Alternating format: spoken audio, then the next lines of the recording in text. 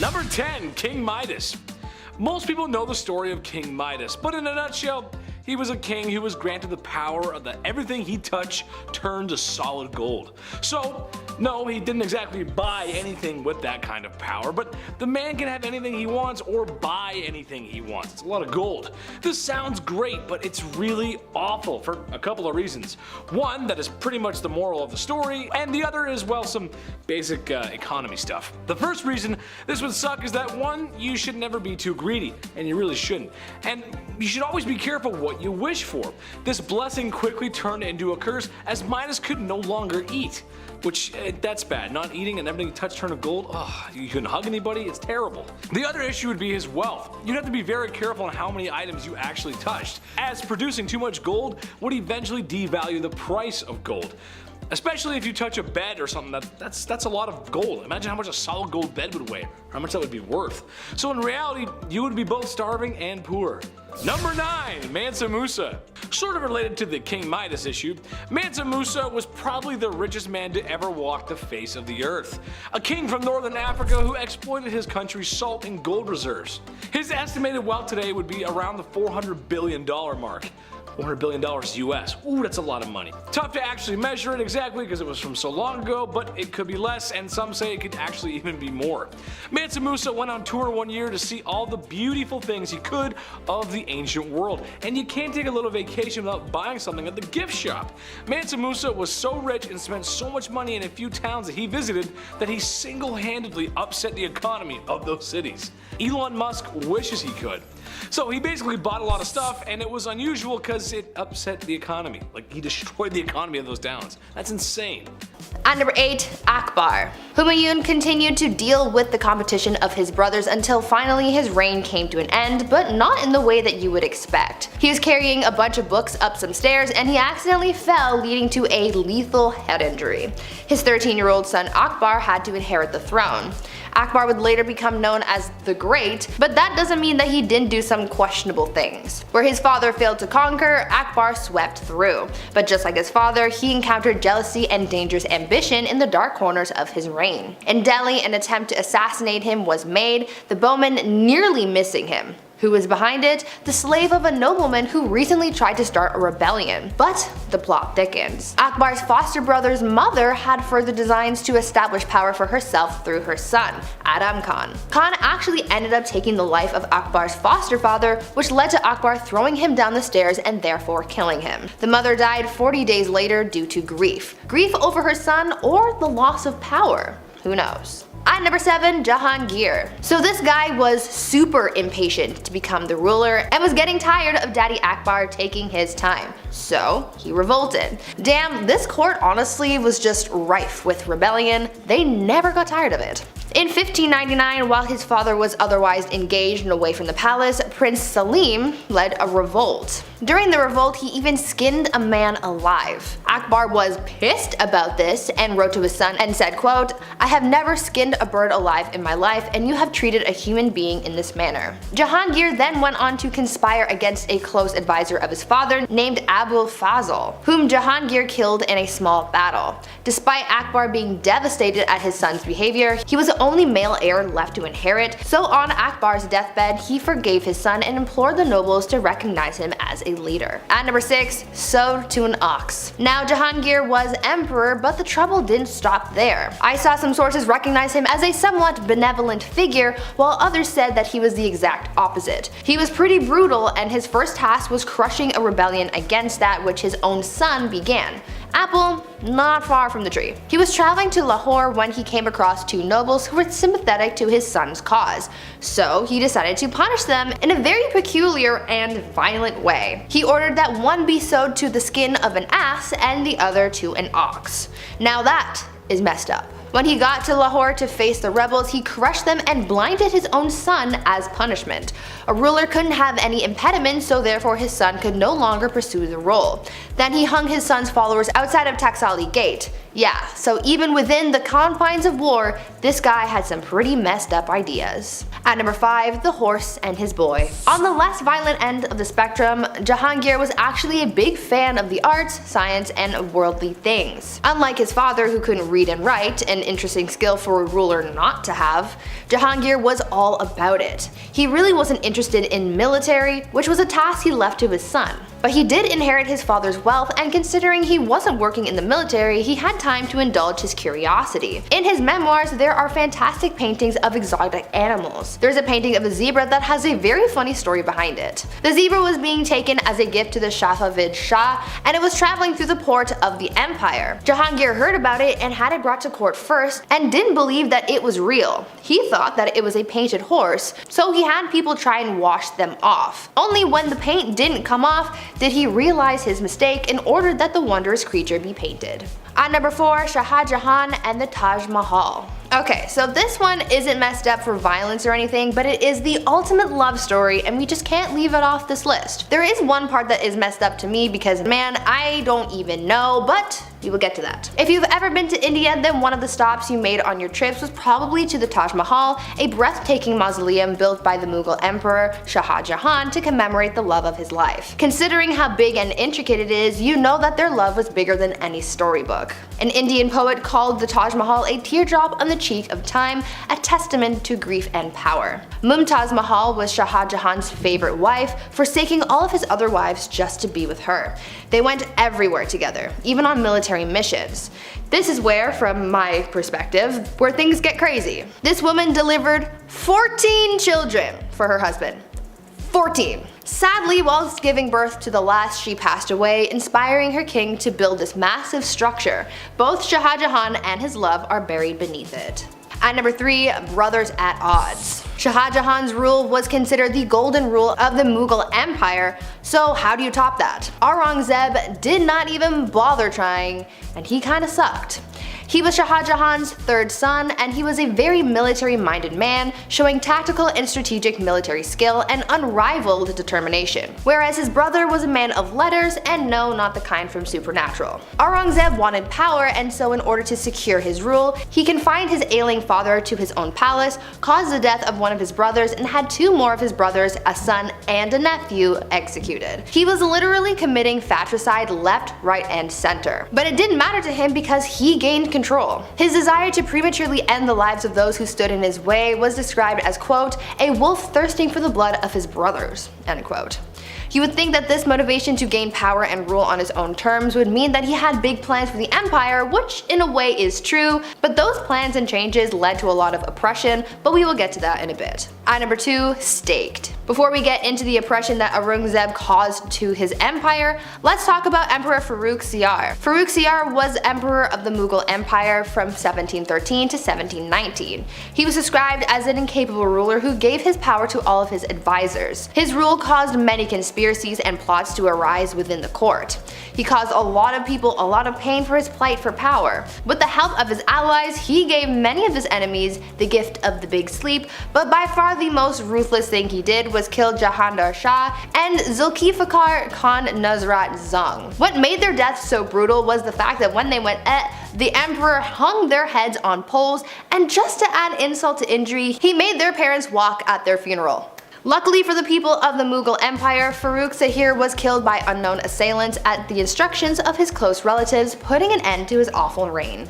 And finally, at number 1, the Great Oppressor. Aurangzeb's rule sort of had 2 chapters to it. At first, Aurangzeb was a capable ruler of a mixed Muslim-Hindu empire who was feared yet respected for his vigor and skill, but around 1680, Aurangzeb's rule changed drastically in both policy and attitude. His once unified people of both Muslims and Hindus broke apart, and people of Hindu faith became subordinates, not colleagues. On top of that, Aurangzeb added some more oppression to the mix and not only destroyed Hindu temples, but he also reimposed the jizya tax on non-Muslims, after the tax was initially banned by Emperor Akbar. For the first 20 years of Aurangzeb's rule, he did not impose a tax, but all of a sudden he started demanding these payments, and historians believe that Hindu uprisings are what caused the emperor to act harshly towards the non-Muslim population. This discrimination caused a revolt to unfold that Aurangzeb's third son supported. Aurangzeb spent his last 50 years taking his aggressions out on the Hindus in the empire, and it's for this reason that he is remembered by many as a tyrant.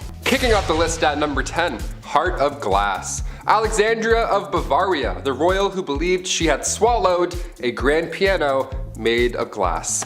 I'm not joking, yeah, she was a princess, so not technically a queen, but this is so insane that I had to kick off this list with it. The 23-year-old Bavarian princess was quite the scholar. She was known to enjoy literature, but she equally put energy into convincing those around her that she'd swallowed a piano made entirely of glass when she was a wee child. She grew up afraid that her inner piano would shatter. We have an inner demon, she has an inner piano made of glass. So she would enter rooms slowly and sideways, I'm not kidding, to, you know, avoid cracking that personal piano problem. Just like King Charles VI, he thought he was going to break at any given moment. Saying you were made of glass was quite an uncommon delusion. The victims were more often than not royalty. They had glass, they watched this fancy material shatter in their hands all the time. No wonder, it probably scared them. There's actually a play on this glass delusion. It's called The Glass Piano by Alex Sobler. Quite recent too, apparently it's a blast. Check it out if you have the chance. We love that. Keep writing plays about glass pianos. This is insane. At number 9, Rosemary's Baby. Back in the days of old, it was very important to the monarchy to have a male heir. Many kings throughout history have been known to get very upset when they weren't given a son to inherit the throne,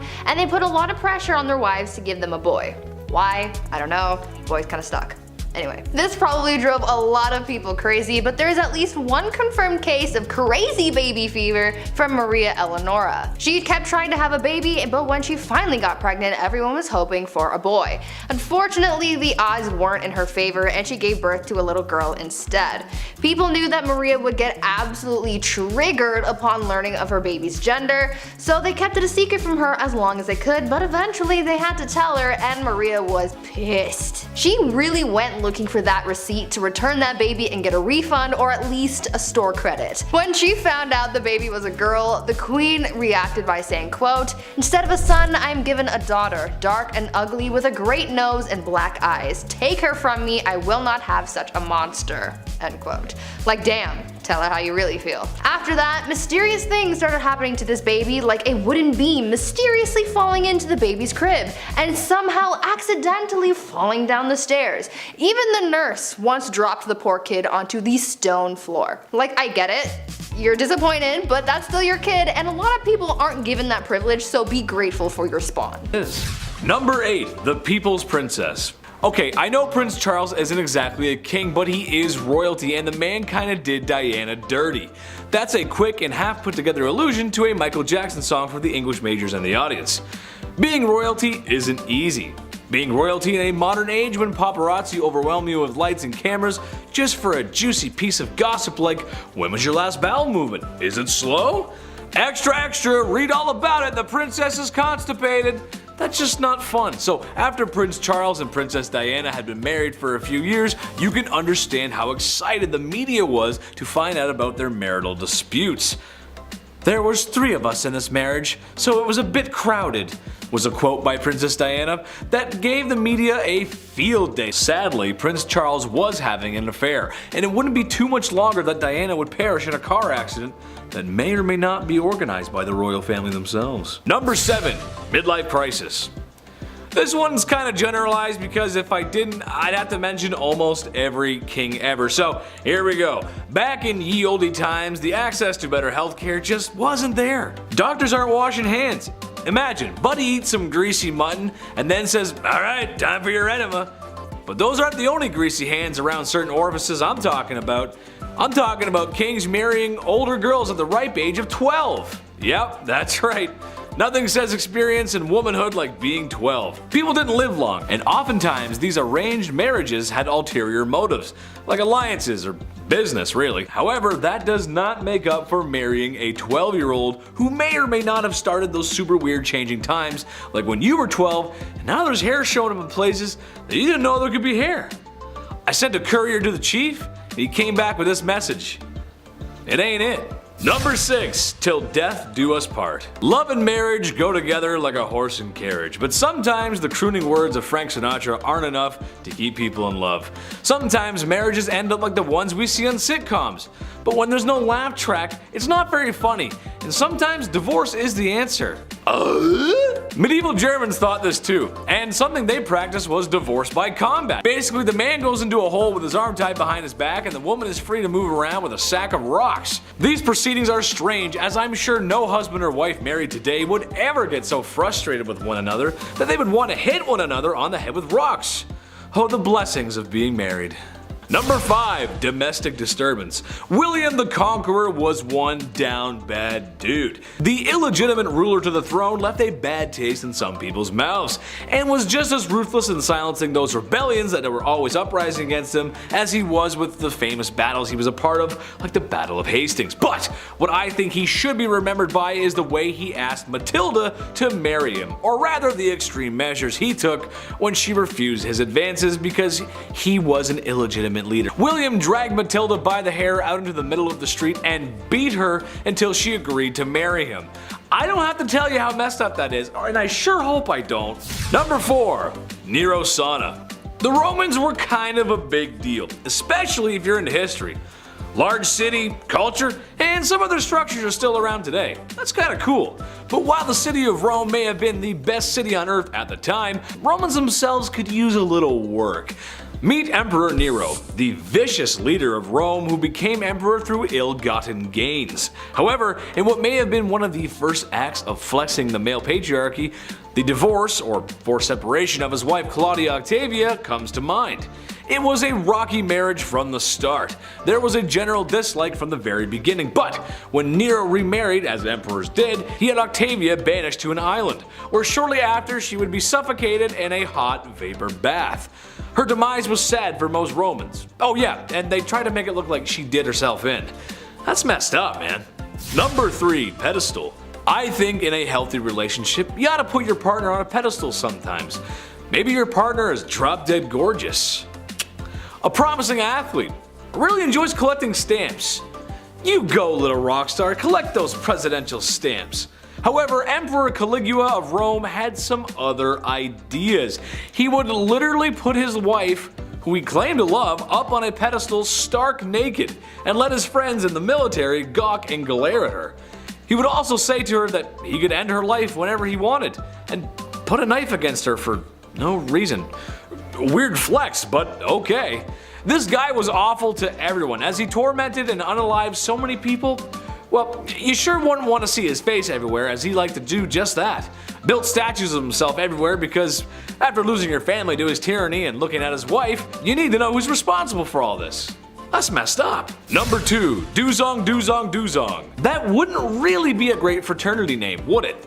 Well, the Emperor of Duzong of China would think differently, as when he was in charge, that's pretty much what the royal court looked like. Enough drinking to keep AA in meetings for 100 years, and enough ladies of the evening to... Well, I don't have a joke for this one, but there were a lot of them, trust me. Having massive parties like that and enjoying the company of other women is not how you respect your wife. To make matters worse, it seemed that too much partying may have been a bad thing. Who would have thought? As what he made up for in a fun weekend, he lacked in governing, as the Mongols were at his front door, or gate rather. Eventually, his empire would burn to the ground. All thanks to alcohol, and many women who laid down for their lives, literally. Number 1. Side piece. Look, I enjoy the company of a woman just as much as the next king sits on his throne. But in my opinion, once you find a wife, it's time to settle down, relax. No more crazy parties like Duzong. This is another generalization, but every king did this. Every king in the past has had mistresses, as if that is a totally okay thing to do to your wife and oftentimes the queen of your kingdom. I'm a reasonable guy, so maybe I can see having your side piece waiting in the wings to be stage center, but it's never one, is it? It's always multiple. Ladies of the past, all I can say is make sure you give birth to a boy and watch your back. They're coming for you. Kicking off the list at number 10, a goodnight kiss. We'll start off funny, okay? History can be funny sometimes, even when it's not meant to be, and it's meant to be completely serious. I can't help but read this information and laugh. Royals were sweating constantly about people trying to take them out, of course. I mentioned Boy Jones on here a few times. That guy stalked the Queen over and over for years. Historically, these royals have been on the lookout for enemies, and the way that they prevent these attacks, yeah, sometimes it can be a little funny. Like the kissing sheets, for example. Have you heard about this weird position in the castle? What an odd job this is. A great deal of monarchs hired taste testers to make sure nobody poisoned their ale, which is, a pretty lousy job there. Either having a good day or a bad day, no in between. But they also had a guy kiss the king's sheets every day. He just kissed the entire bed. The king size, may I remind you, massive bed. King Henry VIII, this guy hired somebody to literally just go in, get snuggled up, and just make sure the king's bed wasn't poisoned. There's nothing on it that's gonna make the skin go all ouchy. But he would just get in his bed and just go to sleep for a bit. You are required to make the king's bed every morning, of course, and before he gets back in, you gotta get in and kiss that bed, man. You gotta kiss that bed real good. Mwah, mwah, let's go. Mwah. All right, time to clock out for the day. Mwah, one more for good luck. Clothes as well, that was touched. Maybe not kissed, but it was for sure worn and touched. It's so weird. Guys wearing my clothes in my bed. No way, I'd rather get poisoned. Like, yo, take my jeans off. Who is that guy? Get back here. Like, imagine marrying that king and it's like, oh, hang on, before we get snugged in, this guy has to go and kiss your sheets. She's like, ew, what? Why does my sheets smell like breath? Everything smells like breath. Number 9, enemas. We gotta talk about perhaps one of the worst sights to see in the household. Back in the olden days, enemas were the talk of the town. Well, rather, the palace. Like most things in the 1400s, only the rich could afford the enema supplies. Specifically, King Louis XIV. Guy loved enemas. Just big old fan of enemas. It's believed that over the course of his life, Louis XIV received thousands of enemas. Thousands. It's a lot of decimals. Decimals for enemas. In just 1 year, Louis received 212 enemas. Like, guy, that's like 112 too much, I'd say. I don't know. He would always take it a step further, and dare I say, a step fancier, by using almond milk for the enemas. Imagine being married to a guy and he pulls out almond milk and you're like, oh no, not again. Come on, Louis, please, I just ate. Number 8, Afzal Khan. Everyone remembers King Henry VIII for doing what he did to his wives. Hey, naughty, slap on the wrist, naughty, don't do that, for shame. However, I would like to offer Afzal Khan as the alternative monster here. He didn't unalive a handful of wives like Henry, no. He actually managed to rack up a count of 63. Yep, you heard me right, 63. First off, I don't know how you have that many wives and or remember names, let alone birthdays and anniversaries. I would not do very well in that situation. Well, what's the reason for all this blood spilling? It's pretty horrible, actually. Simply because he was being invaded, and the guy who was invading him and winning was slightly nicer to women and was going to most likely give them a better life. Jeez, talk about if I can't have it, no one can. God. Number 7, Caligula's wife. I think in a healthy relationship, you ought to put your partner on a pedestal. Maybe your partner is drop dead gorgeous, a promising athlete, or really enjoys building Legos. Nice TIE fighter, babe, way to go. Yeah. Emperor Caligula of Rome liked to put his wife on a pedestal, literally. And while on this pedestal, she was wearing nothing but her birthday suit. Oh boy. Well, all of his friends, politicians, generals got to gawk and stare at her, and in some weird goth power flex, he would oftentimes hold a knife to her and tell her that he could just end her life whenever he wanted because he can do that. Not to mention the guy had a complete narcissist complex, building statues of himself everywhere just so she can like, oh great, there he is again, it's him again. Number 6, Genghis Khan. I bring the man up again because he's responsible for so much loss, so much blood spill, so much pain. Sure, they were effective warriors and archers, but they were brutal, dude, especially him. They took what they wanted when they wanted, and it's said that he was responsible for so many lives lost that it affected the carbon footprint of the planet. Dude, that's insane. That is literally insane. Also to note his treatment of rather mistreatment of women. YouTube won't let me say much, but I can tell you that these ladies were not inviting him into their bedrooms. It wasn't good. As it stands today, because of his bedroom misconduct, his DNA still lives on. 5% of men worldwide share his DNA. Number 5, Pedro of Castile. Pedro of Castile was doing as the European monarchs do. Sometimes you gotta marry for alliances. Sure, it makes sense. Your kingdom is much less likely to get steamrolled by a larger kingdom if you have an alliance with fellow kingdoms, or the bigger kingdom itself actually. Pedro of Castile married the young Blanche of Bourbon of France, and so Spain could just be a wee bit more snug, in case the English come over. You gotta be careful. But Pedro just wasn't having it. What he was having instead was a mistress named Maria. So instead of enduring a loveless marriage, he had poor Blanche locked away in a tower, just like Sleeping Beauty. Except a handsome prince was not coming to rescue this damsel in distress, but a man with a black hood and a sharpened axe. You know what I'm talking about. As Pedro had her unalived. I was gonna make a joke about Rapunzel and let down some hair so she could make an escape, but I mean that's just awful, really. Imagine being locked up in a tower for so long. Sure, I love the indoors, but you gotta let me out at some point, Chief. Do you think I get food delivery apps to work up in a tower? Because otherwise you have to let me out, dude. Comic-Con's coming. Anime Convention North's coming, buddy. I gotta go. Gotta get my Naruto on, bro. Come on, man. Number 4, hands-on funeral. This one's just gross.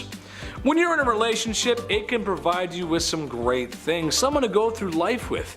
Companionship, love, and if you're lucky, someone who's a good cook or a baker. Oh, love me some baked goods. However, also in a relationship, sometimes you do more than that. Sometimes you get a little close under the sheets, if you know what I'm saying. Take King Philip V, for an example, who loved loving his wife so much that he just couldn't help himself, you know? Like for instance, when his wife tragically passed away, he wanted one last ride. But he penciled in one more trip to Toe Curl City before she was laid to rest. God, that doesn't seem right, you know? That just let her go peacefully, you know? Let her just. Number 3, Lenin. Okay, while not a king in the most stereotypical sense, he did dethrone a king and made himself an autocratic dictator, which is basically a king just modern. Trust me, it is. Yep, trust me. In a nutshell, Lenin had been anti-royal for most of his life, but after some help from some sneaky Germans and other Soviets loyal to his cause, the Tsar had no choice but to abdicate, like I said at the top of the list. He abolished the Tsar's secret police and then put in his own. And had people oppressed, which was one of the main reasons why the whole revolution started in the first place. See what I'm getting at? He was supposed to get rid of the evil monarch, and he became the evil monarch. Well, see, then a civil war broke out, and then he was worried that the exiled Tsar might escape and try to retake the throne, and, well, he had some goons take care of him, and, well, the family too. You can never be too sure. You gotta take care of everything. You gotta get rid of everybody. You just can't be too sure. Number 2, Pope John XII. For those who aren't very religious like myself, the Pope is the big one. He's next to God, and for a minute there, he was the most powerful man on earth. Seriously, I mean, this guy could crown kings. He's the king of the Vatican and the king of kings in the Holy Scripture. It's kind of serious. And today he's got a really cool car for parades. The BumbleBee is pretty sick, not gonna lie. However, Pope John XII was anything but a sweet old man who delivers the holy messages from God. This Pope was doing a lot of anti-Pope behavior, if you will. Now I for one wouldn't care if the man had a girlfriend or a glass of wine. Heck, some rules need to be changed, but this Pope was most known for his lavish, adult-themed parties, and was known for getting hangovers. It got so bad at one point, it started a war. Number 1, not so slick shady. Marshall Mathers, Eminem, the king of rap, and named king of hip hop by Rolling Stones magazine. Hence he's a king, I gotcha. Despite what you think of the man's lyrics, especially vulgarity, he's an excellent wordsmith and could write rhymes that would leave you tongue twisted. However, I don't think it would come to anyone's surprise that the man's got a few charges under his belt, especially the way he talks about Kim. There's a couple bad things said about her, I don't know. Back in 2001, arguably the peak of his career, Eminem assaulted somebody in a nightclub after getting fresh with his wife. He got 2 years probation. Maybe he is saying the things he's saying in those songs. Maybe he's telling the truth. I don't know. At number 10, blinded by ambition. I don't know about you, but I think my favorite part of these queens lists is learning about all the wild and crazy things that queens did to keep or acquire power back in the days of old. Like, these gals were absolutely ruthless, and they weren't afraid to absolutely body anyone who stood in their way. We've heard about queens taking out enemy tribes, their husbands, and even their own family members. This all sounds like a round of Call of Duty when you're the last one on your team and you're just murking everyone in sight trying to save your own skin. Let's talk about a queen, or rather empress, who was so desperate for power that she ended up killing her own son. Irene of Athens was an empress from the Byzantine Empire who ruled from 797 to 802 CE. She started her reign as co-ruler alongside her son Emperor Constantine IV. Though it started as a good old family business, you know, saving people, hunting things. Not really. Things went south as they normally did back then. Irene wanted all the power to herself, and so she sought out to eliminate her competition, her own son. Irene lured her son into the very room that he was born in and gouged his eyes out. Like, ma'am, this is not ice cream. You can't just scoop eyeballs out and make a sundae out of them. Thank you. That's not how that works. Constantine ended up dying as a result of his injuries, and since his own heir had passed away earlier that year, the transition of power ended up going to Irene, who became emperor. Yes, emperor, not empress, because she was the sole ruler, making her the first woman to do so. Number 9. Topless duels. Yeah, you heard me. Hungarian Princess Pauline von Metternich was married to Prince Clemens, but she was born in 1836 and she had to marry her uncle when she was 20 years old. So, surprise, surprise, she was unhappy. Who knew? Weird, right? Since the marriage began, her husband was involved in numerous affairs. He liked going after actresses or singers, anyone glamorous or hot or cool. He barely paid any attention to her. That is until, you know, she started to have fun, live a life maybe. Yeah, once she got over this gross prince, she had a great time. She drank, she smoked, she partied, she defied convention, but most notably, her duel in the summer of 1892. She challenged another royal, a countess of the matter, to a duel in nothing but a corset. Now to this day, it's not yet determined who exactly won this duel, this corset poke off, but a princess dueling in the dark after some drinks, that should be a musical, not Frozen. Get out of here. Number 8. William II. Usually being overshadowed by his father William the Conqueror and his successor Henry I, William II wasn't a well-liked king, particularly by the church, because William kept positions for bishops empty so he could take their incomes, which made me laugh when I read it actually. The Archbishop of Canterbury Anselm really had an issue with William, even going into exile until William ceased to live. But this just left the revenues of the Archbishop of Canterbury vacant, making William able to claim those funds as well until the end of his reign. He obviously was not a fan of the church, but his armies definitely were a fan of him. He was great when it came to warfare and was able to pretty much guarantee loyalty by showing it. William didn't have any heirs or wives, which led people to question his preferences, if you know what I mean. He ultimately met his end at the tip of an arrow during a hunting accident, but he was always remembered for being ruthless and giving in to his vices. Number 7. Murad IV.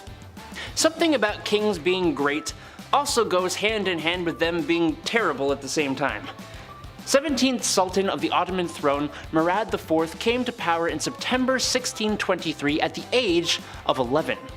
But since he was so young, the Ottomans were ruled by his mother, Kosum Sultan, and other relatives, who did a pretty horrendous job. As a tween, he walked around the cities dressed as a commoner and would keep a list of those he could benefit from and those he could punish.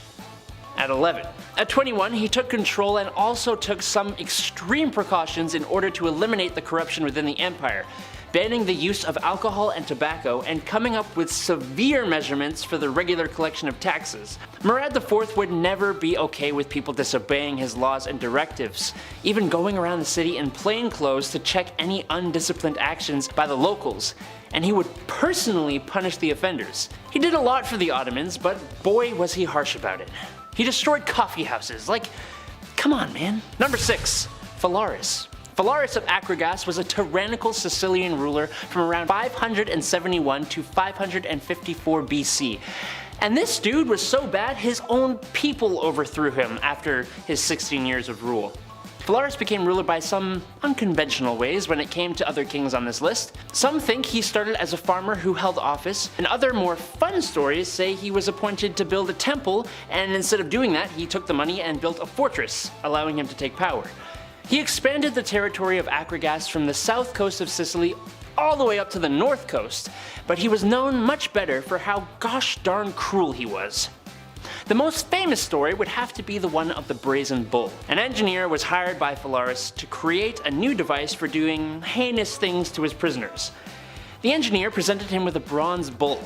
There was a door that could be opened to place a prisoner inside, then they would light a fire underneath, heating up the bull and causing the poor soul inside to thrash about and yell, making the bull seem alive. He then used it on the engineer. Thanks to the citizens' revolt though, he got to be the last victim of the bull. Looks like karma's a bull. Number 5. Louis XIV, King of France, the Sun King, the God-given.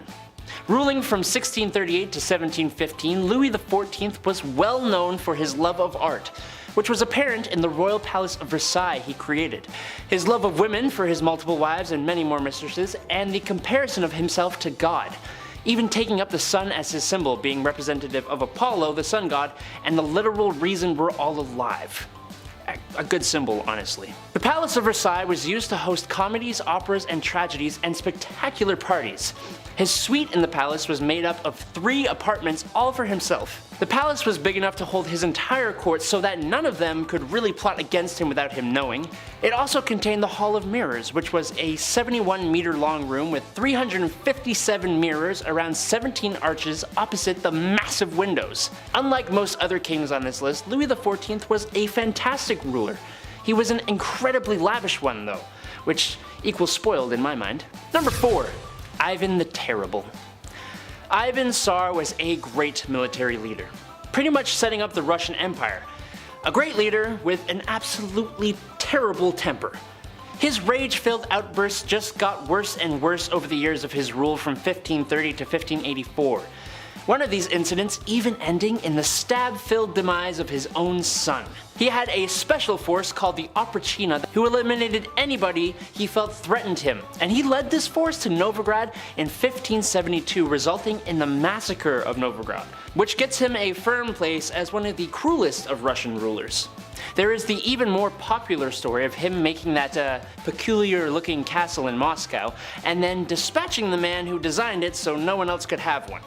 He is one of the most cruel, paranoid, bad-tempered, and greedy rulers in not just Russian history, but history in general. Literally terrible. Number 3. Nero. Another Roman emperor who was effectively insane. Seems to be like a trend. Best known for his spicy parties, political delifings, persecution of Christians, and love for music that led to the rumor that Nero played the fiddle while Rome burned during the Great Fire of 64 AD. Nero first became emperor at 17, and the first little bit of his rule saw him be responsible for the demise of multiple people, including his mother and his newest wife, Poppaea, in a casual outburst of rage. He was quite the artist, singing and performing and encouraging others to take lessons, and he held sport events all the time, even taking part himself. Remember that fire I talked about? Well, some people believe he may have started it himself in order to make a bigger palace.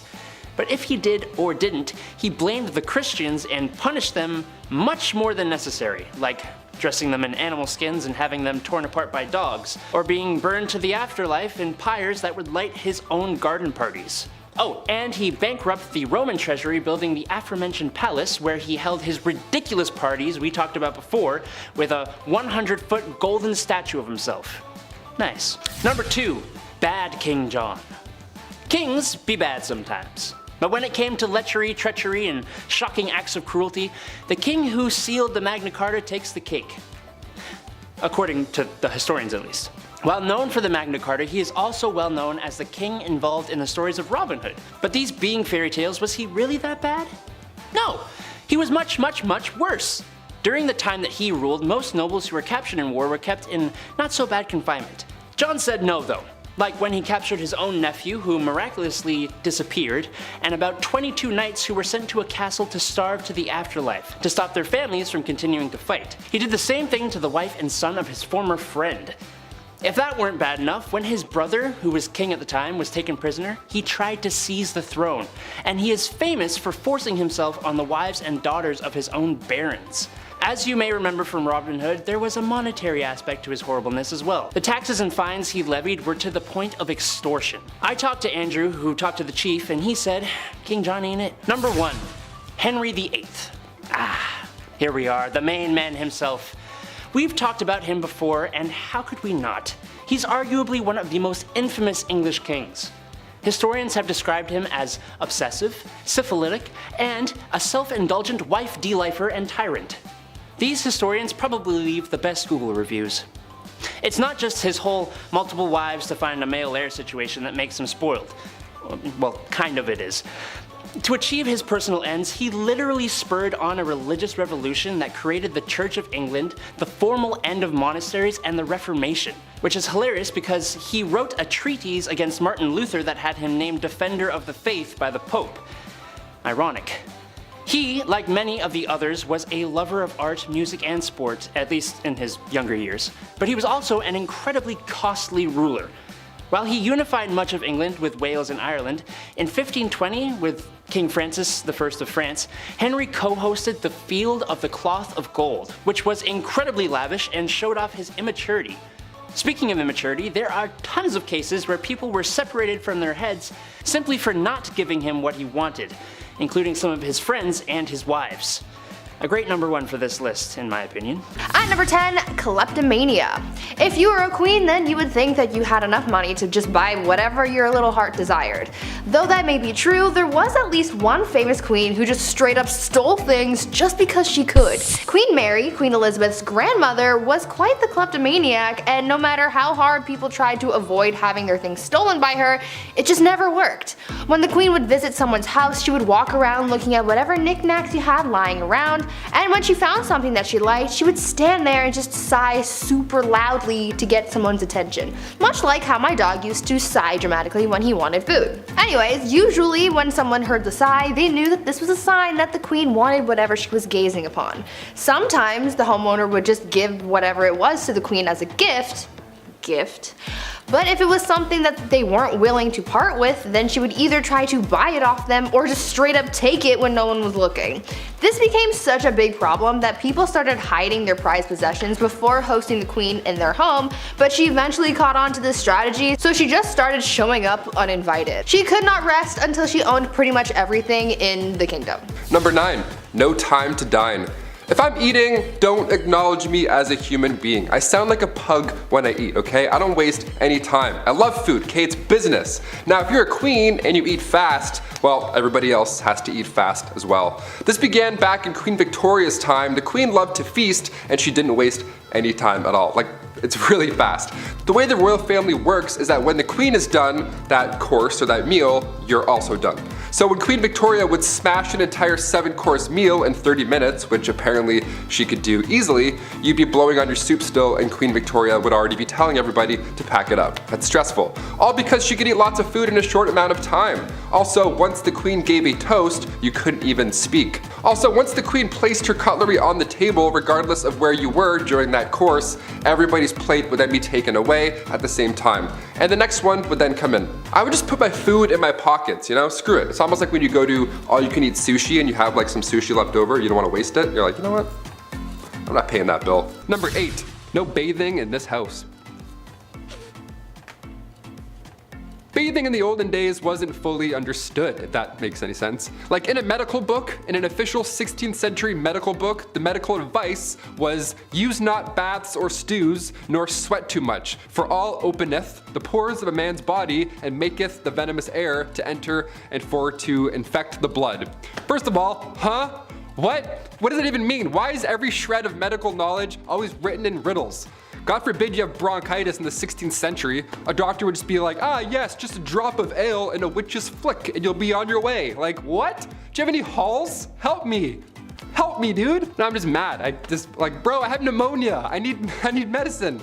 So of course they thought that taking a bath would make you sick. Of course. So King James IV, apparently this guy never took a bath in his life. And his hygiene was so bad that he would sometimes pass lice to others just by being in the same room that he was earlier. So not at the same time, he would come in, do his king stuff, leave, and the lice would be like, pew! And they would just wait in that room and get on someone else. That's so gross. That's horrible. Lice would emit off this man. He's like the stinky kid from Charlie Brown with the stinky cloud. That's just like lice around this guy. Margaret Tudor was married to King James. Yeah, must have loved the no bathing thing, eh? Oh boy. Number 7, Queen Caroline. Queen Caroline. Ba ba ba. She went out in a horrible way. We can't sing about her. History remembers Queen Caroline for the way that she went out. It was bad. It was actually written down in an epigram attributed to the 18th century poet Alexander Pope. Here lies wrapped up in 40,000 towels, the only proof that Caroline had bowels. Again, it rhymes. Why Why is everything rhyming? This is so awful. Who can be like, yeah, write that down, that's good, that's good. Wait. It does rhyme, that's good, that checks out. Rest in peace. My gosh, her husband, he was certainly no help at all. Caroline was previously married to George IV, and this guy locked her out of Westminster on Coronation Day. So yeah, she went out in a horrible way, but let's not forget the marriage that came beforehand. That wasn't pleasant either. Nothing in this guy or this marriage was pleasant. Number 6, Henry VIII. Of course he's back. He had 6 wives and it was pretty much entirely bad for all of them, yeah. It was the late 1400s. Henry took the throne in 1509. This guy was only 17 years old when all of this madness began to unfold. Only days after the execution of Anne, who I mentioned on part 1 of this list, so days after he married his 3rd wife, Jane Seymour. Anne Boleyn and Jane Seymour's mothers were first cousins, so they were close, and during all of this, they of course went head to head more than once. Jane died shortly after giving birth to Edward VI on October 12, 1537. I can't mention King Henry's wives and leave a couple out. This is just a history channel. We have to mention all of them, okay? Number 5, George V. Turned out this guy loved stamps. Maybe a bit too much though, I'd say. It was almost distracting. It was taking up many hours of his day. Like, focus on other things, like say maybe, I don't know, the war. King George V continued to collect stamps during World War I. Everyone's trying to stay alive. George is just in the background like,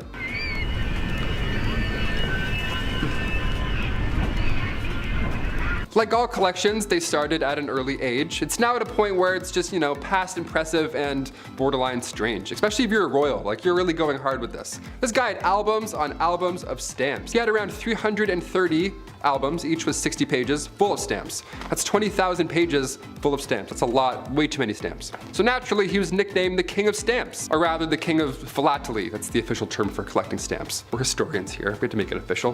Back in 1905, he set an all-time stamp record. Ho-ho! The most money ever spent on a stamp. This guy dropped like 220,000 on one single stamp. Somebody even asked the prince down the road if he had heard about the fool who had spent 1,400 pounds on a stamp. And he was proud. He was like, oh, that fool?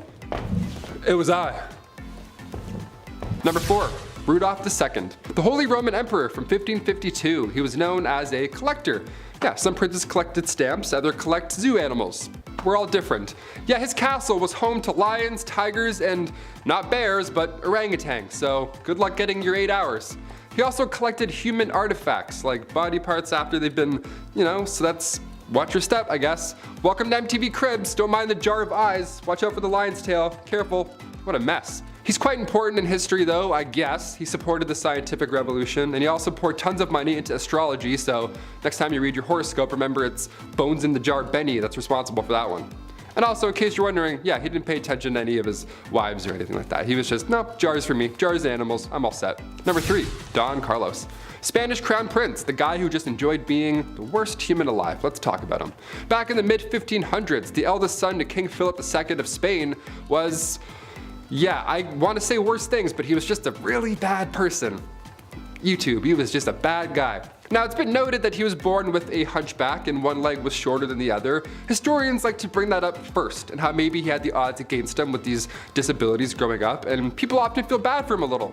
To that I say, don't. Nah, don't do it. Don Carlos was made hero of the opera by his dad. Dude was fine. Philip II of Spain? Yeah, he would hurt a lot of people. He would hurt animals and people just for fun. According to historians, Don Carlos once made a cobbler eat a pair of boots because he didn't like how the pair of boots looked. He made somebody eat boots. We're not gonna feel bad for him on BumbleBee today. That's not what we're gonna do.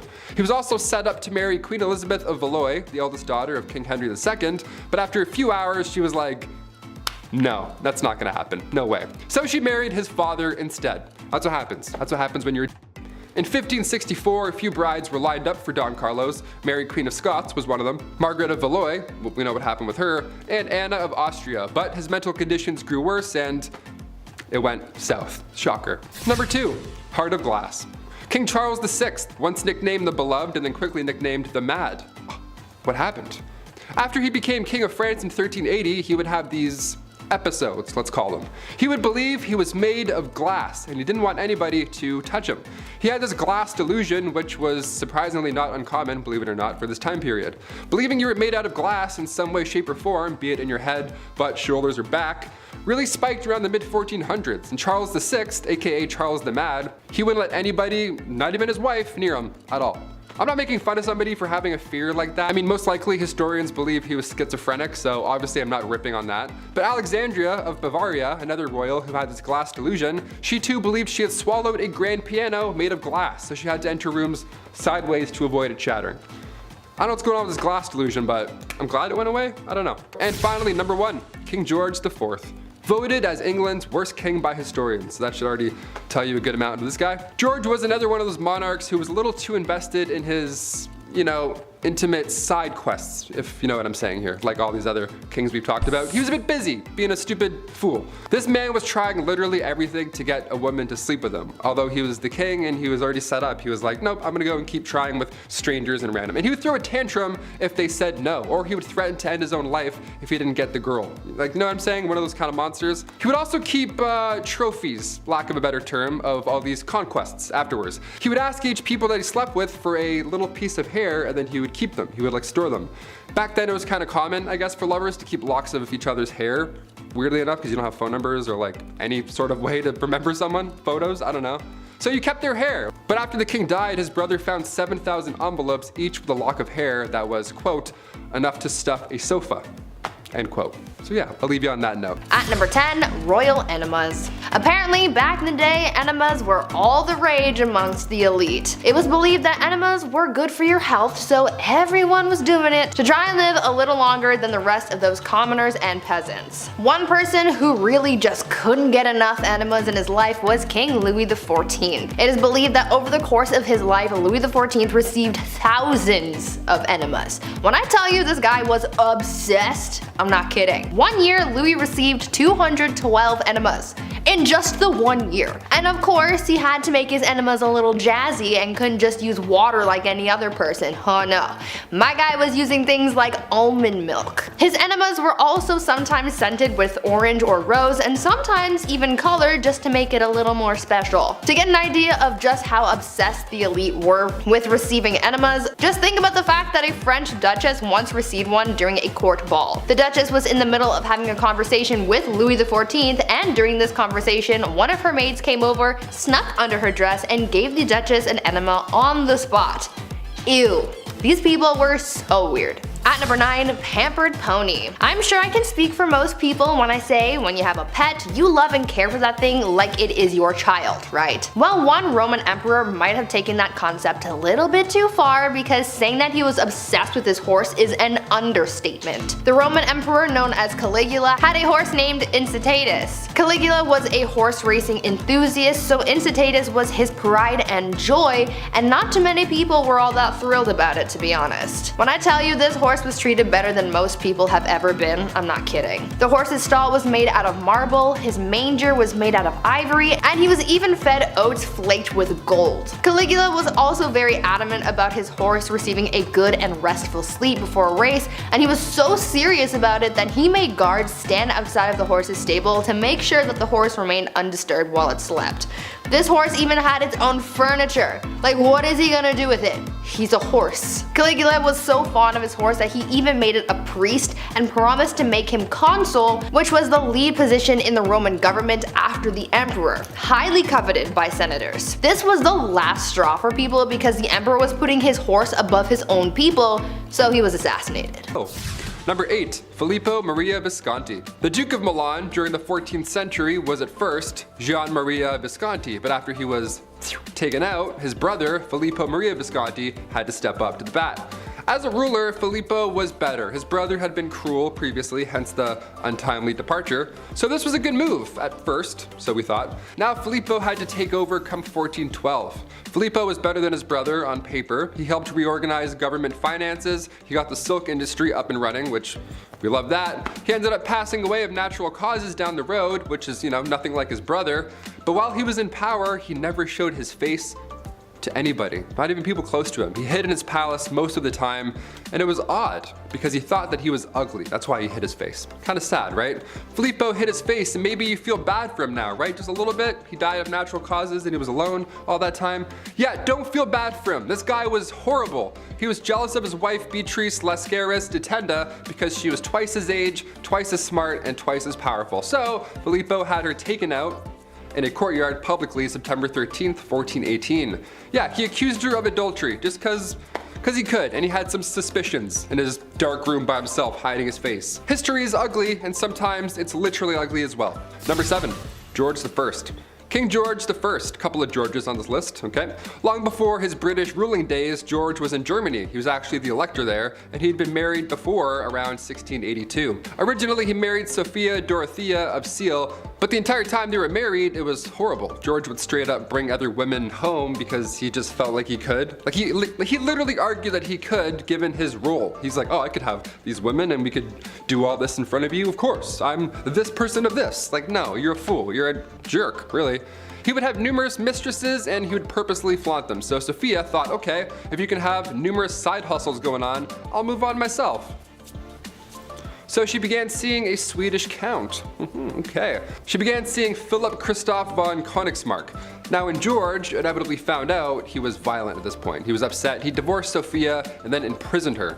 Yeah, when he became king of Britain later on in 1714, she didn't come with him. Yeah, it's not just horrible with Sophia either. The Duke had also been taken out, sadly. His love for Sophia ended up getting him killed. What a mess. All these Georges are so messy, the worst.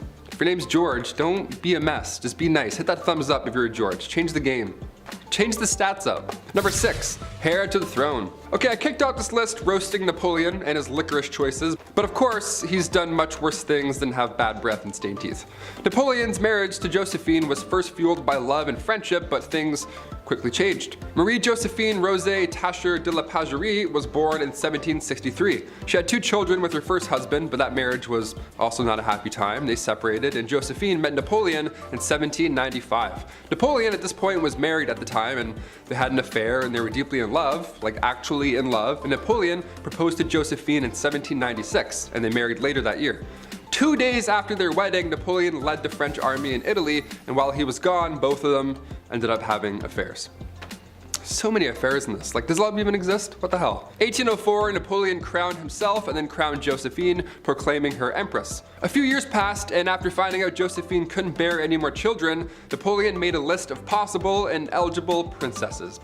Just a list, and just left it out. Like, how awful is that? In November 1809, Josephine agreed to the divorce, and come 1821, Napoleon Bonaparte's final word on his deathbed was Josephine. Yeah, a little darker than licorice, just a tad. Number 5, King Henry VIII. The second wife of King Henry VIII. She was found guilty of treason, and she had been charged with having relationships with 5 others, including Lord Rochford, aka her brother, George Boleyn. She had also apparently had relations with Sir Henry Norris, the king's close friend, and when I say close, I mean they were really close. He was the groom of the stool. So they were close, and on top of this, Anne was also found guilty of conspiring to kill her husband. I wonder why. This list will explain a few reasons. Now, it's since been proven that these crimes were a bunch of rubbish. Anne wasn't present when these events even went down. She was still recovering from the birth of her daughter, future Elizabeth I, so there's no way she was fooling around with the groom of the stool in October 1533, Your Honor. All 5 guys involved were executed on Tower Hill May 1536, and then 2 days later, Anne joked about her own little neck before being taken out with the sword herself. Yeah, all dark. There wasn't even a coffin for her burial. Somebody had to get an old elm chest from the Tower Armory. How horrible is that? Number 4, a bit better. Another one of King Henry VIII's wives, Anne of Cleves. Where do we even begin here? This one's pretty sad, man. Anne was right in the middle of Henry's wives. She was married to King Henry for 6 months, and it was seen as quite strategic in a way. Henry's chief minister convinced him to marry one of the sisters of Germany's Duke of Cleves, either Anne or Amelia. So in order to decide, King Henry requested that Hans Holbein travel to Cleves to paint a portrait of each sister, and then come back and compare them. This is like the birth of Tinder. I'm not even joking, this is how he did it. This man compared portraits and then chose Anne because every man praiseth her beauty. Yeah, compared her to the silver moon. Yeah, try that on a dating site, write that in. I praiseth thou beauty, madam, to a silver dollar. A silver sea sand dollar shining in the moon. What? I don't know, just click it. Click send and see what happens. Then a treaty was signed. A few weeks later, Anne arrived to England, and Henry was beyond upset because she looked nothing like the portrait, apparently. How horrible is that? You look nothing like this Victorian painting. How dare you? It's 6 a.m. and you've been riding a horse for 4 weeks and you don't look like this Victorian painting? Shame. He tried to stop the wedding, but it was too late at that point, so they had to follow through. And on January 6, 1540, their marriage was official. You can't unswipe this marriage, rich boy. And later accepted the divorce gladly, and then lived as the king's sister peacefully until her death in 1557. Number 3, Christian VII. Christian, there's an ironic name for what I'm about to tell you. The prince that couldn't keep his hands out of his pants. I don't know how else to say it. Here we go. Christian VII of Denmark. He was a young lad. He was spoiled. He was a little comfortable with his body, maybe too comfortable. And he would often just have his hands in his pants hanging out. He was like one of those, rich king. He was kind of like Joffrey from Game of Thrones. He would just have just sit back and like suck on candy and stuff and just, fool around. I don't know, it was gross. Middle of dinner, this guy would pass around food to his family with those gross hands. He would alternate hands and pants to handing out food. What a little twerp. Now it's unknown, but historians believe maybe, just maybe, he was a tad mad. Who's to tell? Either way, don't touch the rye bread, Christian. Thanks. Go wash your hands. Twice. Number 2, King Henry VIII. Again. Of course, we have to talk about Henry VIII again. He's pretty bad, not gonna lie. Henry VIII was King of England from 1509 to 1547. He's been married a handful of times, as we've heard by now, and all of them have went south. When Henry married Catherine, he was 49. She was a few years younger. She was actually a lot younger, classic 1500s. Way too young. And when they got married, Henry was not the same as he was when they had met. He had received a nasty jousting wound, so now he was gravely overweight. He didn't do anything. He just laid around all day and complained. So Catherine, of course, just wanted some, shred of a life, and being again quite young, too young, she decided to look for love. Well, God forbid you try and have a life in the 1500s, because then the young queen was accused of having an affair and was publicly and horribly taken out in the courtyard.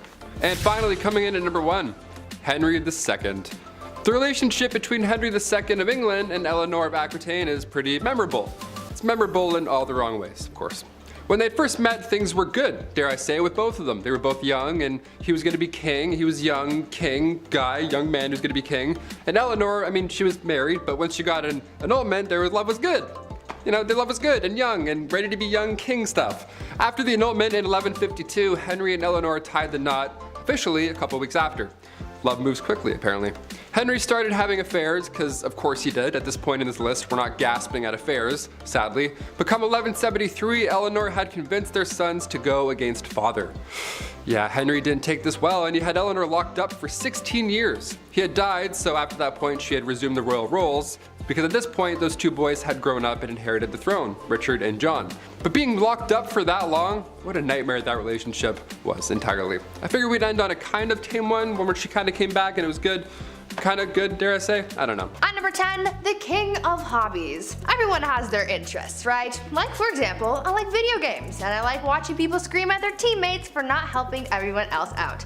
I'm looking at you, Blake. For kings back in the day, they didn't have people on Rocket League to scream at, so they had to find other interests. For Tsar Peter the Great, he had a lot of interests, and they were all very bizarre. Firstly, he had an obsession with short people, especially dwarves. To him, they were like his real-life dolls or something, and he would hold weddings for them and even hold lavish funerals, complete with small horses pulling a small coffin on a carriage, and even a very short priest to hold the ceremony. But other than this obsession with short people, he also dabbled a bit in medicine. He liked watching surgeries be performed like he was trying to be on Grey's Anatomy or something, but when watching the surgeries just wasn't enough for him, he would sometimes perform them himself. Now remember, he's not a doctor, so it's no surprise to learn that these surgeries rarely ever went well and people died. I certainly wouldn't trust him to give me any kind of surgery, but he was a king so he could do whatever he wanted. Peter the Great also loved dentistry. It is said that if you wanted to get all buddy-buddy with the king, all you had to do was let him pull your tooth. Sounds like the guy was one heartbreak away from starting his own medical drama, but in the worst way.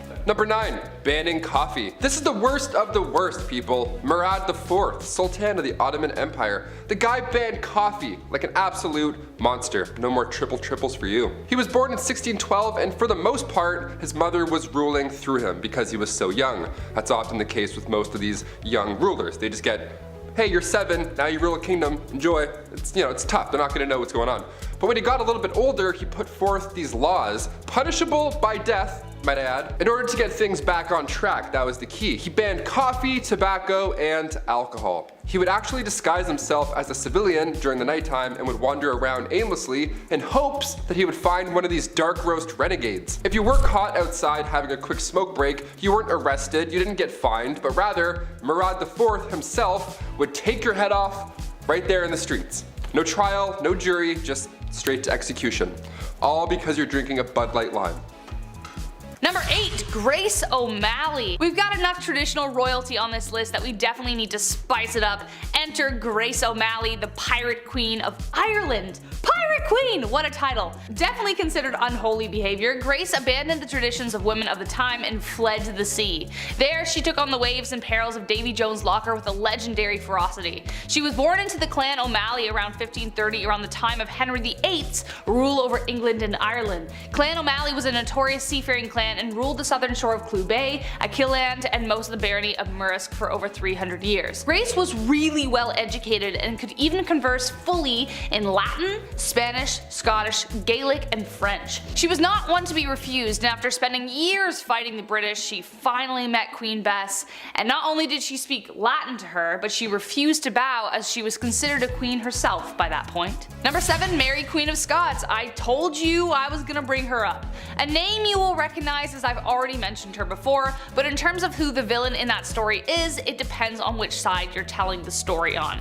Mary's story is full of tragedy, romance, betrayal, loss, and heartbreak. Unlike Lizzie, Mary was a dedicated Catholic and spent the entirety of her reign trying to gather the Catholics against Elizabeth. She had a series of marriages and relationships that led to tragedy every which way she went. Her first husband, the Dauphin of France, died shortly after their marriage. Her second husband she loved until he became a drunkard, and then she just started running things. But he was mysteriously unalived while she was 6 months pregnant. He was inside a building that exploded, but his body landed outside and it turned out he was strangled, so what happened there? She would later give birth to 2 stillborn sons, but she would have sons later on. She would have a son who would inherit the throne after Elizabeth's death, but it was due to Mary's plotting and scheming that eventually ended her in death. So she did actually plot to kill Elizabeth. So that's a pretty unholy deed, I would say. Number 6, Princess Olga of Kiev. Okay, wow, this woman. One saint you definitely don't want to mess with. Despite being a saint, Princess Olga of Kiev was actually pretty sinful. She was one of the most vicious and vengeful rulers in the history of Kievan Rus, which would later become Russia, Ukraine, and Belarus. Olga took center stage after her husband died and made sure she would never be forgotten. Her husband died in a very gruesome way by the enemies that we're going to talk about in a second. When the people who viciously unalived her husband tried to persuade her to marry their leader, they sent 20 men. Olga told them to wait in their boats, had her men dig a ditch in the meantime, and the next morning buried the men alive. She then lied and told the king she would accept his offer if he sent his best company to retrieve her. He didn't know about all that stuff yet. When they got there, she locked them in a bathhouse and torched it. But it didn't stop there. Olga didn't stop there, that's not her style. She would later host a steak dinner with her enemies in which they were staked. Very Vlad the Impaler, I know. Then she set whole villages on fire by attaching sulfur to pigeons, and then it was just crazy. Damn, like hell has no fury like a woman scorned, let me tell you. Number 5, Queen Isabella I. The Spanish Inquisition, pretty high up there as far as terrifying points in history go. If you weren't willing to convert to Catholicism, you were tormented, interrogated, and burned at the stake. Who was behind this awful time in history? This lady, Queen Isabella I. Technically, as she was fighting for a holy order for the Catholic Church, this can be seen as holy, but was it? Burning people at the stake because they didn't share this belief? Not cool, Isabel. She created a secular government through her reign which allowed for the monarchy to have more power. Being a pious Catholic, she made Catholicism the official religion and created a tribunal to make this happen. Secret service or a secret police that spread fear wherever they went. Her direct influence caused the Jewish population to falter for a really long time after. Number 4, Fridegund of Soissons. Okay, I maybe said that wrong, so I apologize. Kind of impressed with her rise to power. She went from slave attendant to queen. How do you bridge that gap? No idea. Boy was she ferocious. Assassination and manipulation were her main political tools. Fredegund was among a small number of enslaved women in the Merovingian household that became a queen. Merovingian was the OG Central Europe before everything got split up. She survived political dangers and retained her husband's loyalty, and could persuade monks and priests to jump onto her plots with ease. She encouraged her husband, the king, to set aside his first wife, and then even take the life of his second. But his second wife, Galswinda, had a sister named Brunhild, who became the mortal enemy of Fredegund. She had good reason to be. Fredegund continued to do everything she could to secure her position, one assassination after the next. She was a pretty stormy lady. Number 3, Bathory. Okay. Alright. Technically not a queen, I get it, but she might as well have been with the power that she had. So fight me. She's remembered as the most evil woman in the world in history, I think. I don't know. That's my opinion. Bathory was the stuff of nightmares. Elizabeth Bathory was born on August 7, 1560 into a prominent Hungarian noble family, making her practically untouchable. She married a very famous war hero who is suspected of gifting Bloody Lizzie with the skills she used to kill. After she died, Bathory became obsessed with immortality. Supposedly when one of her servants accidentally spilt blood on her, and her skin appeared younger after. Bathory then began her mission of horror, luring over 650 young virgin women to her palace and brutally taking their lives. She was even bold enough to lure daughters of nobility. Before draining them of their blood, she would make them suffer in ways you don't even want to imagine before bathing in the blood itself. When she was finally caught, 3 of her servants were executed, but she was simply locked away in her tower for the rest of her days on house arrest. Ugh. Number 2, Catherine de Medici, also known as the Serpent Queen. History colors her story as the tale of the evil queen. On one hand, she is remembered for being one of the most powerful French queens in history, and then on the other, she was blamed for the many atrocities that took place during her reign. Her regency was marked by the French wars of religion and the many games Catherine played within them. The Catholics and the Protestants, as previously mentioned, were at war, and she spent a lot of time trying to find peace. Kind of. But she was a passionate Catholic and is believed to have tried to remove a Protestant general from her son's side. When he survived the attack, she lied and convinced her son that the Protestants were responsible, so she scapegoated them. So he authorized taking the lives of their leaders. Enter St. Bartholomew's Massacre. Catherine implicated the general, which resulted in him being the first to be beaten and then tossed out of his own bedroom window. An estimated 3,000 French Protestants were taken out in Paris, but the total countrywide was around 70,000. And last but not least, Bloody Mary, actually known as Queen Mary I of England, so no, I'm not talking about the girl you say in the mirror 3 times so that she appears and you're like, wow, I'm haunted forever. Queen Mary became known as Bloody Mary due to her vicious tirade against Protestants in England during her reign. She even imprisoned her own sister, Elizabeth, who we mentioned at the beginning of this list, due to suspicions of treason. This was unfounded. She bore her father Henry VIII ill will after the stuff he pulled with the church, and after having delegitimized her as his heir for a time. After Mary took the throne and married the Catholic King of Spain, she began carrying out her plan for England to become Catholic once again. In 1555, she revived England's heresy laws and began burning offenders at the stake, starting with her father's longtime advisor, Thomas Cranmer, the Archbishop of Canterbury. She burned over 300 convicted heretics, most of them being common citizens, and dozens more died in prison, hence giving her the name of Bloody Mary. Number 10, Elizabeth I. Good old Queen Bess is one of the most remembered queens in the British monarchy, male or female. She's a pretty big deal. Elizabeth loved to make her fellow male nobles fall under her spell. She was witty, cunning, and very well liked by her court. However, one of the things that earned her some enemies was establishing a Protestant England. Her sister Mary, her predecessor, fought very hard for the opposite. She was very Catholic, and we will get to how bloody that was later, but Queen Bess a lot of people off, especially Spain.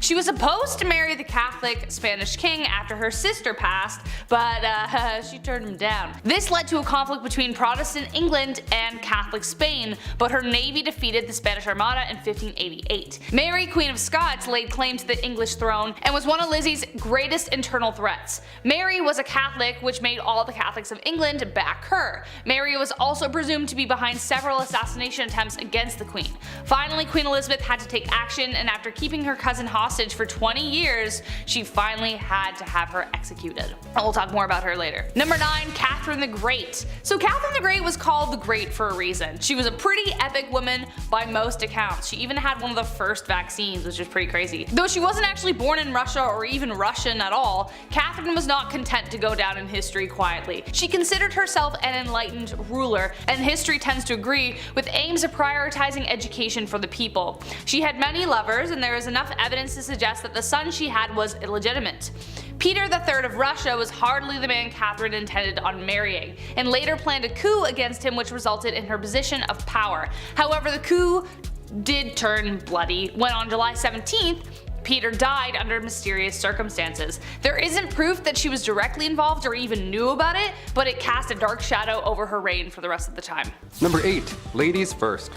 These ancient kings, they could literally do whatever they wanted. And it's important to note how they would act if they didn't get what they wanted, right? Like George IV of England, he's referred to as England's worst king by historians. Great title, even worse than King Joffrey, what do you know? It's one thing to spiral into debt, that's classic king behavior. MC Hammer went broke, we get it, it happens. But George IV, he was all about the ladies, a little bit too much. All he wanted in life was just to hook up with women, that was it, his only desire in life. And if they weren't interested, George was known to throw fits. He would cry and stomp his feet, literally. You know how those brave and bold kings do? George would offer these ladies money, although they weren't for sale, so that wasn't a great plan and didn't work a lot of the time. And George would go so far to threaten his own well-being if they refused. How terrible is that guy, right? Just imagine that conversation, how insane. What takes this to the absolute next level though is that George would keep a lock of his partner's hair after they had spent the night together. Now I know you're freaking out, maybe you're like, huh? Maybe you just choked on your rye bread sandwich a bit, that's more than fair. At the time, this wasn't abnormal behavior. I mean, you know, lovers would exchange their hair instead of phone numbers, I get it, it's back in the old days. But George, he had a lot of hair. He had like a lot of hair. He had like 7,000 envelopes filled with hair. I'm over here exchanging phone numbers at the club. Like, what am I doing wrong? Am I, doink? Call me, peace. Number 7, food. Nice. Whether you like it or not, at some point in your life you're gonna have to eat, and if you're like me, that means all the time. Steaks, ribs, beer, Burger King, pizza, pasta, ham, and chicken wings. Nice. It should be no surprise that I like beer and barbecue, and to answer your question, yes, I am the most fun guy to be around at the barbecue. Why? I just like to have fun and I like to eat good food, man, that's just it. Imagine a world, however, where there is no pizza and chicken wings. I know, it's horrible, right? Ugh. Food was always a concern of commoners in ancient times, and as much as I love meat, it wasn't always available. They just didn't live in the industrial agricultural world that we live in today. For Romans, it was a steady diet of breads and nuts, and if they were lucky, maybe some cheese or soup. But for the kings and emperors of old, well, if you feel like vomiting after all you can eat buffets, it makes you feel, you know, some first world kind of guilt, then look no further than ancient kings. Food might be the most excessive way they live, really. All kinds of meats all the time, beer, wine, fresh fruit and vegetables, which for health reasons is pretty huge, and to make them huge, maybe even some desserts. The Egyptians, for example, were known for their sweets. And now I'm hungry. We should go to a banquet together. Number 6, 6,000 knights. Being a medieval knight, obviously, it sounds cool. They have the sword, the horse, the flowing hair, all that good stuff. They're saving the damsel in distress in some sort of tower. Well, no, it actually sucked being a knight at all. First of all, chainmail. You know how heavy chainmail is alone by itself? It's like 55 pounds. All that chainmail underneath your armor, no way. My body, this Q-tip spine would just break in half. No way. I can't even get on a horse wearing jeans and a shirt, let alone chainmail. Being a knight is something that starts when you're 7 years old as well. You gotta start as a little tot, little royal tot. Then you'd be given to a noble to learn and be wise for 7 years, some, you know, Yoda type scenario. And then at age 14, you become a squire. A knight's intern, not an ideal job to have when you're 14, but if you stick it out, just 7 more years, then you're an official ting, ting, knight. That's it. But then what? Do kings have 2 knights? Do they have 4 each? Is it like a breakdance squad? Is it like 8s, groups of 8s? Like, how do we do this? Henry II of England could call up to 6,000 knights. This was back in the late 12th century. That's a lot of backup. That's a lot of shiny, majestical backup. My favorite knight still to this day, I don't care, Martin Lawrence. Jamal, Scott, Walker. FBI, what's up? What's happening, y'all? Number 5, big money. This is no surprise to anyone, I'm sure, but back in the day, I'd argue the division between wealth and poor was larger than today. Kings had it all. I mean, if you listen to what Taylor's saying, he knows what he's talking about. Food, water, power, what else is there? Well, how about the coinage to make it all happen? The bread, the guap, the dosh, and my favorite, the cheddar. Yes, that's right, the ancient king's wealth. Whatever they didn't already possess, they could take by force or simply just bought with incalculable riches. With uncalculable riches. So much money. They had so much money. I can't make it clear. They had a lot of money. A great example of this was Mansa Musa, a very wealthy king from the Mali Empire. It's speculated he might have been the wealthiest person to ever walk the face of the earth. Earning his riches through the trading of gold and salt, he decided to show the international community how rich he was, and went on tour, because that's just something you do when you have millions of dollars, I guess. Where in multiple cities he spent and gave away so much gold that it upset the city's economies. That is a big flex. Okay. Donald Trump might have hotels, but Mansa Musa has everything else. It's kind of like Monopoly when one player has a boatload of cash and they go from one good property to the next. So even if they land on something, they got all the cold hard cash to deal with it. Plus, they also have some good property and they just make it back every turn anyway. I'm fed up with Monopoly. Number 4, King of Castles. King Ludwig II had numerous castles built to resemble fairy tale castles. Yeah, let's call this inspiration, I guess. What a privilege this ought to be. Ludwig was only 18 when he became the King of Bavaria back in 1864, and then he had castles built as, you know, he was inspired from romantic literature and spending time at the opera. You hear that, Andrew? He was inspired after the opera. What a poet. It's crazy. Crazy. Must be nice, right? King Ludwig II would spend his nights in one castle, looking through his fancy telescope, admiring the next castle being built. What?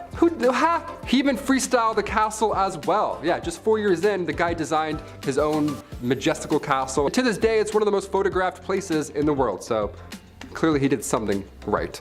Neuschwanstein Castle, literal fairy tale, there we go. Meanwhile, I'm over here making castles in Minecraft. Still fun, we'll take it. Number 3, jousting. First there is bread, and then there is wine, and then there is entertainment. You can't tell me while a delicious plate of nachos dances like a ballerina in your microwave, you didn't pull up some super cool content to watch on your phone.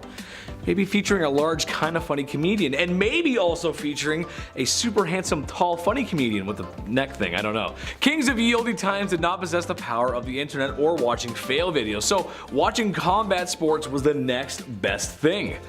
Oh, what's that I hear? Watching the sport isn't enough? Well, some royalty even got involved. King Henry VIII, for example, just loved to joust because he did. He even had an accident with such, and it's what might have made him gone mad in the first place. Number 2, banning coffee. This is the worst of the worst, people. Here we go. Murad IV, Sultan of the Ottoman Empire, the guy banned coffee. What a monster. I would be asleep right now if coffee wasn't a thing. He was born in 1612, and for the most part, his mother was ruling through him because he was so young and all. But when he got a little older, he got a little wiser, he put forth these laws, punishable by death, may I add, in order to get things back on track. That was the key. The guy banned coffee, tobacco, and alcohol. What a fun guy. He would actually disguise himself as a civilian at nighttime and then wander around aimlessly in hopes that he would find one of these dark roast renegades just wandering the roads. If you were caught outside having a quick smoke break, you weren't arrested, you didn't get fined, but rather Murad IV himself would just take off his hood and be like, surprise, and then he would take off your head. Right there in the streets. No trial, no jury, just straight to execution. All that for some stale ale. What a monster. Number 1, groom of the stool. For some reason, this job was considered to be higher up, a well-respected job, if you will. However, I'd like to ask the man in charge of such an operation how he felt. I can imagine he wasn't too fond of his job. Hands never clean, hands never clean. The groom of the stool is someone who would assist the king in his bathroom duties by supplying fresh water, towels, and whatever a king needs. He may have also been responsible for cleaning the forbidden starfish. May the divines of Skyrim have mercy on his soul. I guess this had to be done, but I don't know if I could ever even do that to another human being.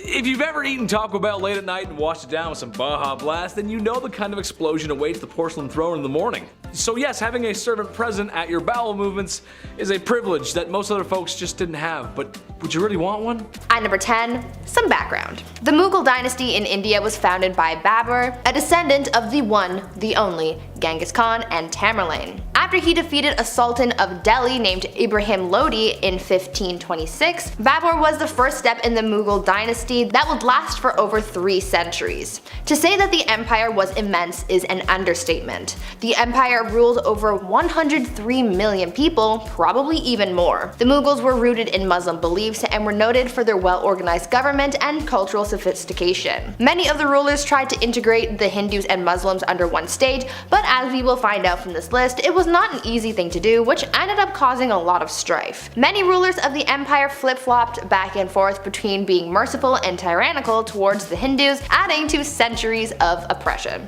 At number 9, blinded. Humayun was set to inherit the throne from his father, much to the jealousy of his brothers.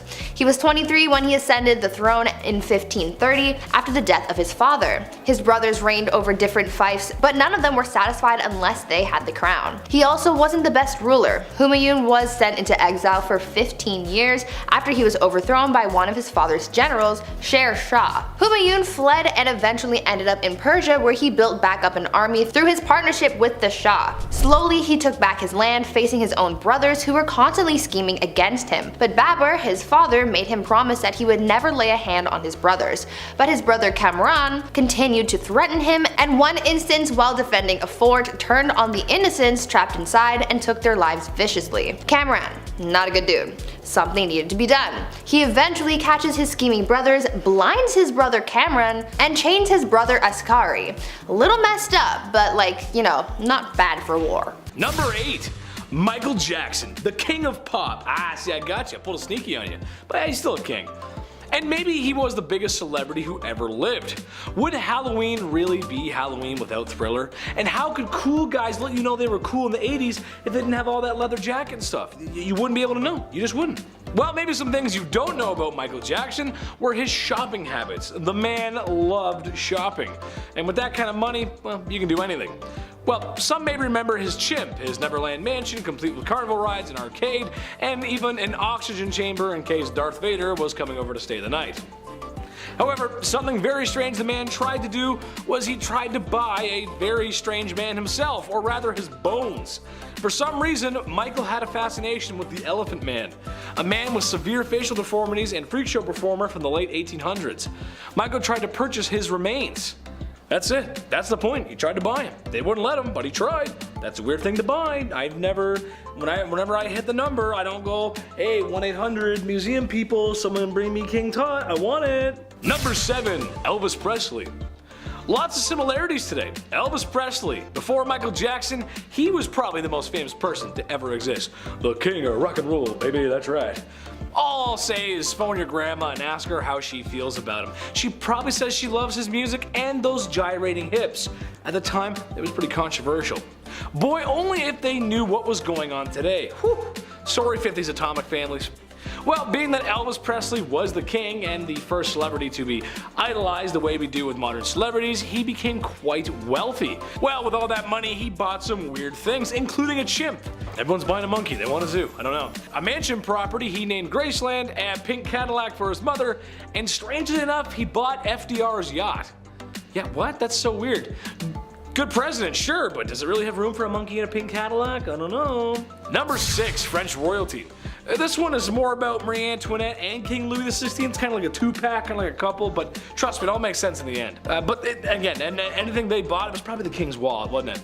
Okay, so when your country is starving, demanding more rights, and in general, life really sucks, what's the next best thing you do? Buy a $12 million necklace. Yeah, right, okay, I've said that before, sure. Okay, Chad, what else? Continue to live your opulent life on the king's and people's dimes. Sure, why not? It makes sense, okay. I'm talking too much. Well, something I learned today, and something that Taylor showed me, is that I guess the last queen of France was a little lonely, so what did King Louis do to fix this? Spend more time with her? Nay. Buy her a new dog? Nay, sir and madams. he had her pug from Austria imported to the country. And anyone can tell you that when something is imported, you are going to be dishing out a few more dosh. Yes, that's right, they imported her pug from Austria. Imagine how that sounds when your house is literally falling apart, you're starving, and you pay the most taxes. Makes you want to put heads on pikes. That's what it makes you want to do. Can you imagine that? We're all poor and hungry. She's like, well, look at my dog. It's my dog. They're French, they don't sound like that, but this is my dog, look at my dog, here he is. Number 5, King of Egypt. His Majesty Farouk I, by the grace of God, King of Egypt and the Sudan, that was his full title, was disposed during his nation's 1952 revolution and spent the remainder of his days in exile to Italy.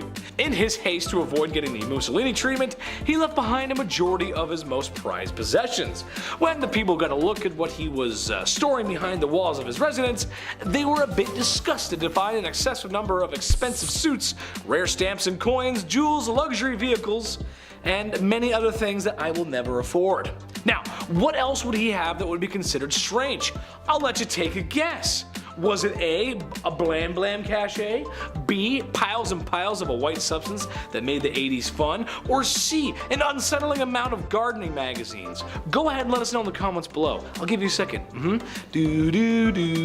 Nope, time's up. If you said secret option D, you'd be right. What was it, you ask? Well, it was a disturbing amount of adult entertainment.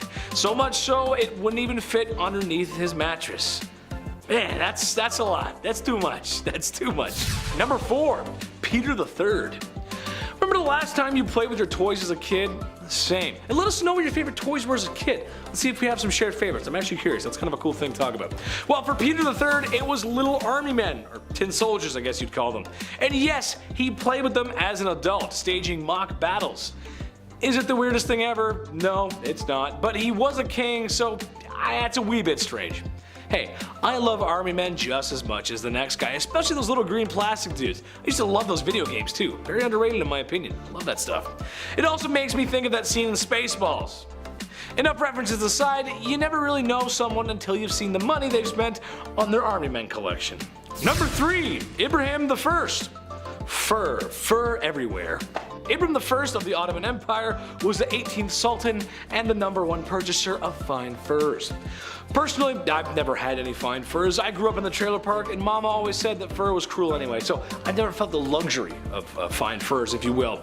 It must be nice because Ibrahim loved them so much. Like, he really loved them. His whole wardrobe consisted of them, in fact. Plus, his walls were covered in them. And apparently even his curtains. I don't do well in heat, so I'll pass on that. I'd be sweating way too much. Too much fur. Number 2, the locksmith. Who are you and how'd you get in here? I'm the locksmith, and I'm the locksmith. Classic Leslie Nielsen. God, I love that guy. I love those movies. I'd love to make one day. Or star in one. Hollywood, call me. King Louis XVI, the last king of France. We're back to him again. The man spent his time and money on something rather strange. No, not all was spent on his wife and her life, and yeah, I'm kind of putting him on the list twice, but trust me, it's weird. I mean, come on, he gave the queen whatever the heck she wanted. Well, apparently he loved to spend his time and money on locksmithing. What? Yeah, that's so weird. He would spend his time trying to get into locks and understand them.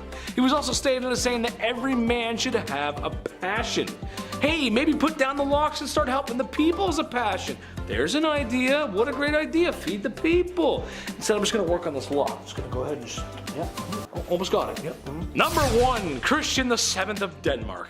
I saw this and I just had to put it on here. I mean, come on. Apparently the guy wasn't very mentally stable. I mean, who is these days? Apparently the royal spent a lot of his time waxing his carrot, polishing the flagpole, tenderizing the gabagoo, charming the snake, self-firing on all cylinders, the one-handed bedroom dance, what I did all summer long in high school. You get the point, okay? You understand what I'm trying to say. Truth of the matter is, you don't get there with a little help from Vaseline or St. Ives. The man bought time so he could be this way. The man is either a legend or a crazy person. Imagine having that much money and that much time in your day that that's all you do. Number 10, the young czar. Being the leader of a nation is hard. I play a lot of city builders, trust me, I know. Being the leader of a nation whose people have been brutally oppressed by your family's dynasty for 300 years and in general living in very poor conditions, especially compared to the rest of the world, That's hard too. Even harder. Nicholas II inherited the throne from his father, which sounds great, but in reality was a lot of pressure to do so. As it turns out, Russia was in need of drastic change, and they would get it from the people and a bald man with very pointy facial hair. A communist revolution saw the Empire of Russia fall. 300 years of Romanov rule end overnight, as the Tsar was forced to abdicate his throne. So what's his crime? Well, not doing anything. Negligence. He did so much nothing that people had to do something. Number 9. Nero's steam. We've talked about Emperor Nero quite a lot on this channel, but that's because he's the down bad Roman emperor who puts opulence in Pax Romana. It's hard to pinpoint an exact crime or moment from him, as he's the guy you think about when you think of Roman emperors. However, his crimes against his wife Claudia Octavia are very notable. So when Nero was getting remarried, he had to get rid of Octavia. I mean, you can't have like 40 wives. You gotta get rid of her. But how? I mean, how do you get rid of a woman like that? He actually did the whole James Bond villain thing where the victim gets placed into a trap. It's very crude, but theatrical, because remember, theatrics are important. Remember that, folks. Hence, Octavia was banished to an island where shortly after she was locked into a vapor bath, where she suffocated.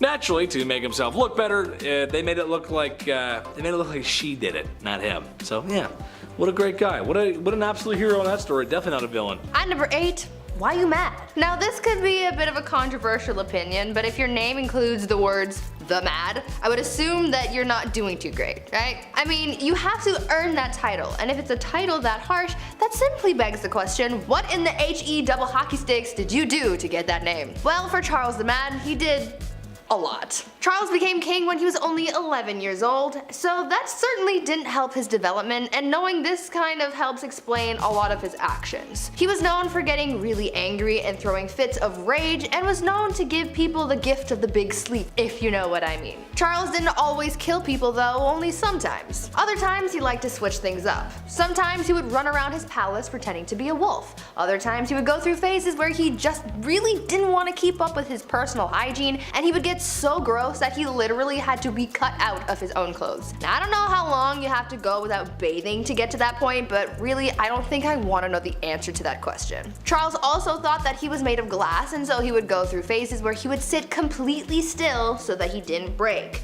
Kind of like Drax from Guardians of the Galaxy, but not as, you know, extraterrestrial. Well, maybe he was. That honestly would explain a lot. Number 7. Party hard. Zhu Huzhou was the emperor of the Ming Dynasty in the early 1500s. Now lately we've been talking about kings and queens. We're on part 2s for both now, and there's a good amount who simply just aren't ready. They're too young to rule.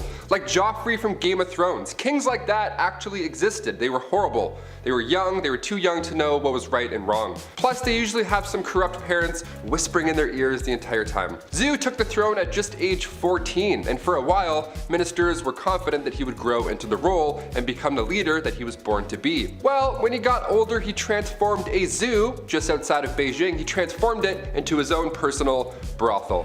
Yum. I mean, on one hand, I'm glad the animals are free, but like, a zoo? You couldn't find a more romantic place? Can convert an Applebee's to a brothel, maybe? I don't know, something with AC? His final days were spent partying, and some would say a little bit too hard. He got intoxicated and fell from a boat. That's how he ended his life. Honestly, not a bad way to go out. Pretty OG. At number 6, love game. A lot of kings and queens throughout history have been known to engage in the horizontal hustle a lot. I mean, when you're a ruler of a kingdom, you don't really have much to do in your spare time, so what else are you gonna do? Play a board game? No. These monarchs were getting busy all the time, but there was one king who was just so obsessed with getting a good old pickle tickle that it just became his whole personality. King Philip V was known to be a nymphomaniac, and he liked doing the deed a lot, but because at the time, the Catholic Church said that having sexy time with anyone but your spouse was a sin, the king and his wife were getting busy all the time. Eventually, his first wife caught on to how to use this to her advantage, and she would often refuse to sleep with him until she got her way with anything she suggested or demanded from him. You would think that he would catch on to this game, but maybe his urges were just so strong because he always caved and gave her what he wanted. Obviously, this man did not follow Hoodville. Absolutely not. Just to give you guys an idea of how obsessed this guy was, when his wife was on her deathbed, before she went he literally tried to get one last bang in. On her deathbed. Like, dude, not the time. Number 5. George V. We love hobbies here on BumbleBee. I mean, I used to collect special quarters growing up. I swear to God. The only time I've ever been good at saving money was when I was 12. I would see one of these and be like, don't touch it. George V turned out he loved stamps. A lot. Like a lot. Since he was a wee young lad, he was collecting these little guys. Here's the unusually impressive part about him though and his hobby. He continued to collect stamps during World War I. This guy was busy, everybody's trying to stay alive, and George is just licking stamps in the library like a prince. Like all collections, it started at an early age and now it's at the point where it's past impressive and it's just borderline strange. This guy had albums on albums of stamps. He had around 330 albums, each with 60 pages full of stamps. Quick maths, that's like 20,000 pages full of stamps. So naturally he was nicknamed the King of Stamps, or rather the King of Philately, the official term for collecting stamps. It's a nice word. Philately. Back in 1905, he set an all-time stamp record, which I didn't even know that was the thing, and it was the most money ever spent on a single stamp. The guy dropped like 220,000 US on a single stamp. Somebody even asked the prince down the road if he had heard about this idiot who spent 1,400 pounds on a stamp, and he was proud of it. He was like, that was me, you wanna see it? The next King George is a little different, to say the least. At number 4, womanizer. I'm going to preface this by saying that George IV of England was voted as England's worst king by historians, so that should already tell you a lot about this guy. Georgie here was yet another one of those monarchs who was a little too invested in his intimate conquests, you know? Now we do know that the encounters that he was on were all consensual, so that's a plus. However, he was still creepy about it.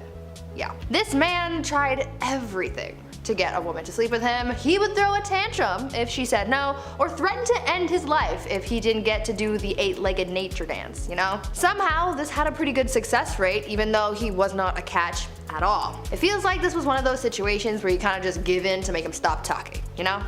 Anyways, this guy was super creepy because on top of the lengths that he would go to just to get some time in the sack, he also kept trophies of his conquests. He would ask each of the people he slept with for a lock of their hair, and he kept them all. Back then, it was kind of common for lovers to keep locks of each other's hair, but George's collection was alarming because of just how many locks of hair there were. After the king died, his brothers found 7,000 envelopes, each with a lock of hair that was, quote, enough to stuff a sofa, end quote. Fun fact, if you want to see this insane collection, it is in a museum in Scotland, so check that out if you want, I guess. Number 3, Kleptomania Part 2. On our spoiled queens list, Brie mentioned Queen Mary and how she just couldn't stop stealing, which is hilarious to me, just this old lady stealing your shit.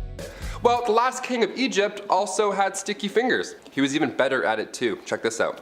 Farouk I was the youngest son of Egypt's first king, Fuad I. Now born in 1920 in Alexandria, and in his early days at school, he couldn't concentrate. The king sent him to England even after to hopefully find a better way of teaching, something that works for him, but still it was to no avail. Once the king passed away in 1936, Farouk then got the throne, but also so much property and so much money. He had hundreds of fancy cars, 75,000 acres of land. This guy had it all. Literally, he had anything he could think of, but still he felt like he needed to take more, to steal. At 17 years old, he would slam 12 eggs for breakfast and then wash it down with 30 bottles of beer. Nutritious and delicious. Horrible. On top of the fact that he loved to steal, he was the biggest hoarder. So he had thousands of shirts, randomly. He also had 50 diamond-studded walking sticks for some reason, and like a prince such as myself, he too collected coins. I mean, his collection was much nicer, but still, great minds think alike. Spoiled minds think alike, rather. Oh shit, this is eye-opening. One of the most bizarre facts about Farouk was he pickpocketed Winston Churchill once. He took the guy's watch. After everything I just said, he still decided to steal his watch. What a gem. We love him. Yeah.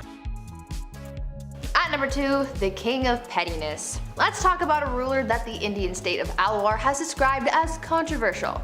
If his own people are calling him controversial, then you know something's up, and boy, you better strap in because you're in for a wild ride with this one. Maharaja Jai Singh was pretty eccentric in a pretty dark way. He was known to have a temper and act on impulse, and he did some very questionable and downright scary things. He was known to be very competitive and hated to lose. One time while playing polo, he and his team lost, and so in retaliation he blamed the horse he was using and made the horse get extra crispy. He fired his horse. I'm sure you know where I'm going with that. If not, use your noodle, I don't know. Unfortunately, the cruelty towards living things didn't stop at animals, and he was also known to kidnap women from the streets and go all criminal minds on them. On a slightly lighter note, though, the Maharaja was also known to be very petty. Once he went into a Rolls-Royce dealership, and the person working there thought that he was broke and ignored him. Thinking that this was insanely rude, he bought 7 Rolls-Royces, sent them back to India, and used them to pick up garbage. This guy was really just doing the absolute most. And coming in at our number 1 spot, King Ludwig II. Home renovation shows rock my world. I can watch Love It or List It for months at a time. It's the dream, building your own home one day, and if you're a king, well, it's pretty easy to get that done. In our Spoiled Queens Part 2, I mentioned a princess that had a house made of ice, literal ice. Well, King Ludwig II had numerous castles built to resemble fairy tales. Literally, like fairy tales. I gotta admit, I kind of love this a lot. Ludwig was only 18 when he became the King of Bavaria in 1864, and then he had castles, like castles, more than one, built after he was inspired from romantic literature and spending some time at the opera. The kid was a dreamer, you gotta love it. He would spend his nights in one castle looking through a telescope at his new castle being built, so he would just watch it all night. That's like the king's way of waiting for your Amazon delivery. Just standing there, just like, oh, it's coming. 17 years and it's done. Just 4 years in, he designed his own castle, and to this day, it's one of the most photographed places in the world. Neuschwanstein Castle. Go check it out. It's literally a paradise. Number 10. No one's ever really gone. You may have heard that said when losing a family member, a pet, or in the worst Star Wars movies ever made. Sorry, not sorry Disney, those are terrible. But perhaps there is someone who is never really gone. Genghis Khan. Yes, that's right. The ruthless Mongol warrior who conquered so much in his time that we're still talking about it today. So why is this big bad warrior still with us today? Well, that's because of DNA. Yeah, in his time there was lots of activities going on, besides the usual pillaging the village and unaliving those who oppose you. There were a lot of happy endings, let's say, and by that I mean forced non-YouTube friendly conduct bedroom happy endings. So much so that when a study was conducted back in 2003, 8% of men in Asia were thought to be descendants of the mighty man himself. 0.5% worldwide. That doesn't sound like a lot, but we're talking about millions of people here. Next time you go out, you may be brushing shoulders with the warrior's kin. Prepare for battle! Number 9. Henry again? Boy, it's really hard not to talk about this guy. But dude was kinda down bad for it.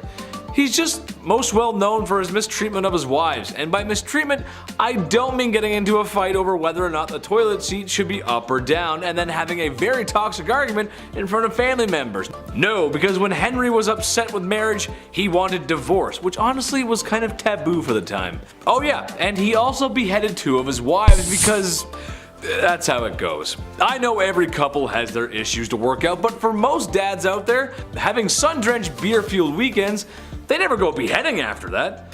Although, Dad's been staring at the lawnmower for a while and there's a lot of blades on that. Dad? While it is true King Henry VIII did behead 2 wives, he didn't do it to all of them. And at some points we're honestly quite pleased with his holy sanctity of marriage. Anyone who's ever been married can tell you how peaceful and sacred that bond really is. At number 8, mumia medicine. It's safe to say that medicine from the past is very different from modern times. These days we have pharmaceuticals to treat illnesses, but back in the days of old there were very different and quite questionable methods of treating ailments, and one of those methods included cannibalism. In the 16th and 17th centuries, it was common practice for elites like priests, kings, and other nobles to consume remedies that included human bones, blood, and fat as medicine to treat ailments from headaches to epilepsy, and this practice was called mumia medicine. At first, it started with people using Egyptian mummies and skulls from Irish graves for use in medicine, as bones would be ground and used in different tinctures for various uses. But soon, other parts of the body started to be used. Human fat was later used to treat ailments on the outside of the body, and blood would be consumed as well, as it was believed to contain the vitality of life. Several monarchs were known to use mumia medicine, like Charles II and William II of England, Francois I of France, and Christian IV of Denmark. At number 7, kissing sheets. For thousands of years, monarchs worried about the threat of being poisoned by their enemies, and so they thought of an array of precautions to take in order to prevent being taken out by some kind of spicy death sauce or something. Many monarchs hired tasters to try their food before it was given to the king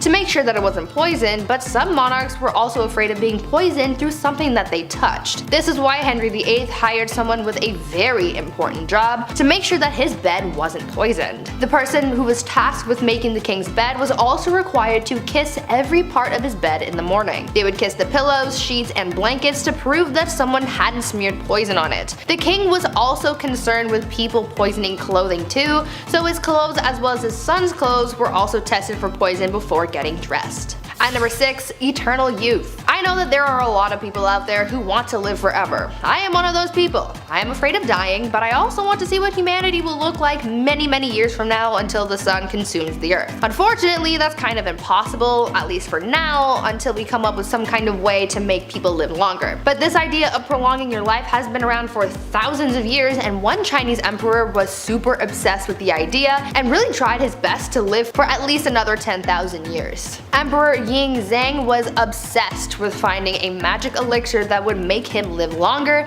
and he demanded that his subjects find this immortality elixir for him. Now, even though he brought a lot of prosperity to people during his rule, he never let go of his demand for immortality, and it put a lot of pressure on his underlings to find him something to help him live forever, but obviously that didn't happen. He was so concerned with his lifespan that he even brought magicians into his court. His obsession alienated him from his people, and after all of that effort trying to live longer, he died at the age of 49. At number 5, no bathing.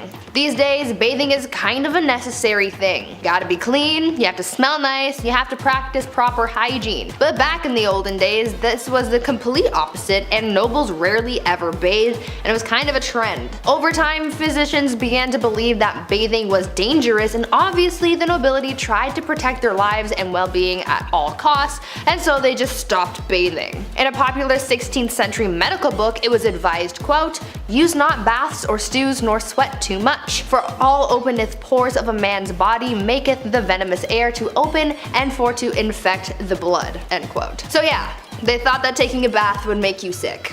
In the late 15th century, Queen Isabella of Spain would go around bragging about the fact that she had only ever bathed twice in her whole life.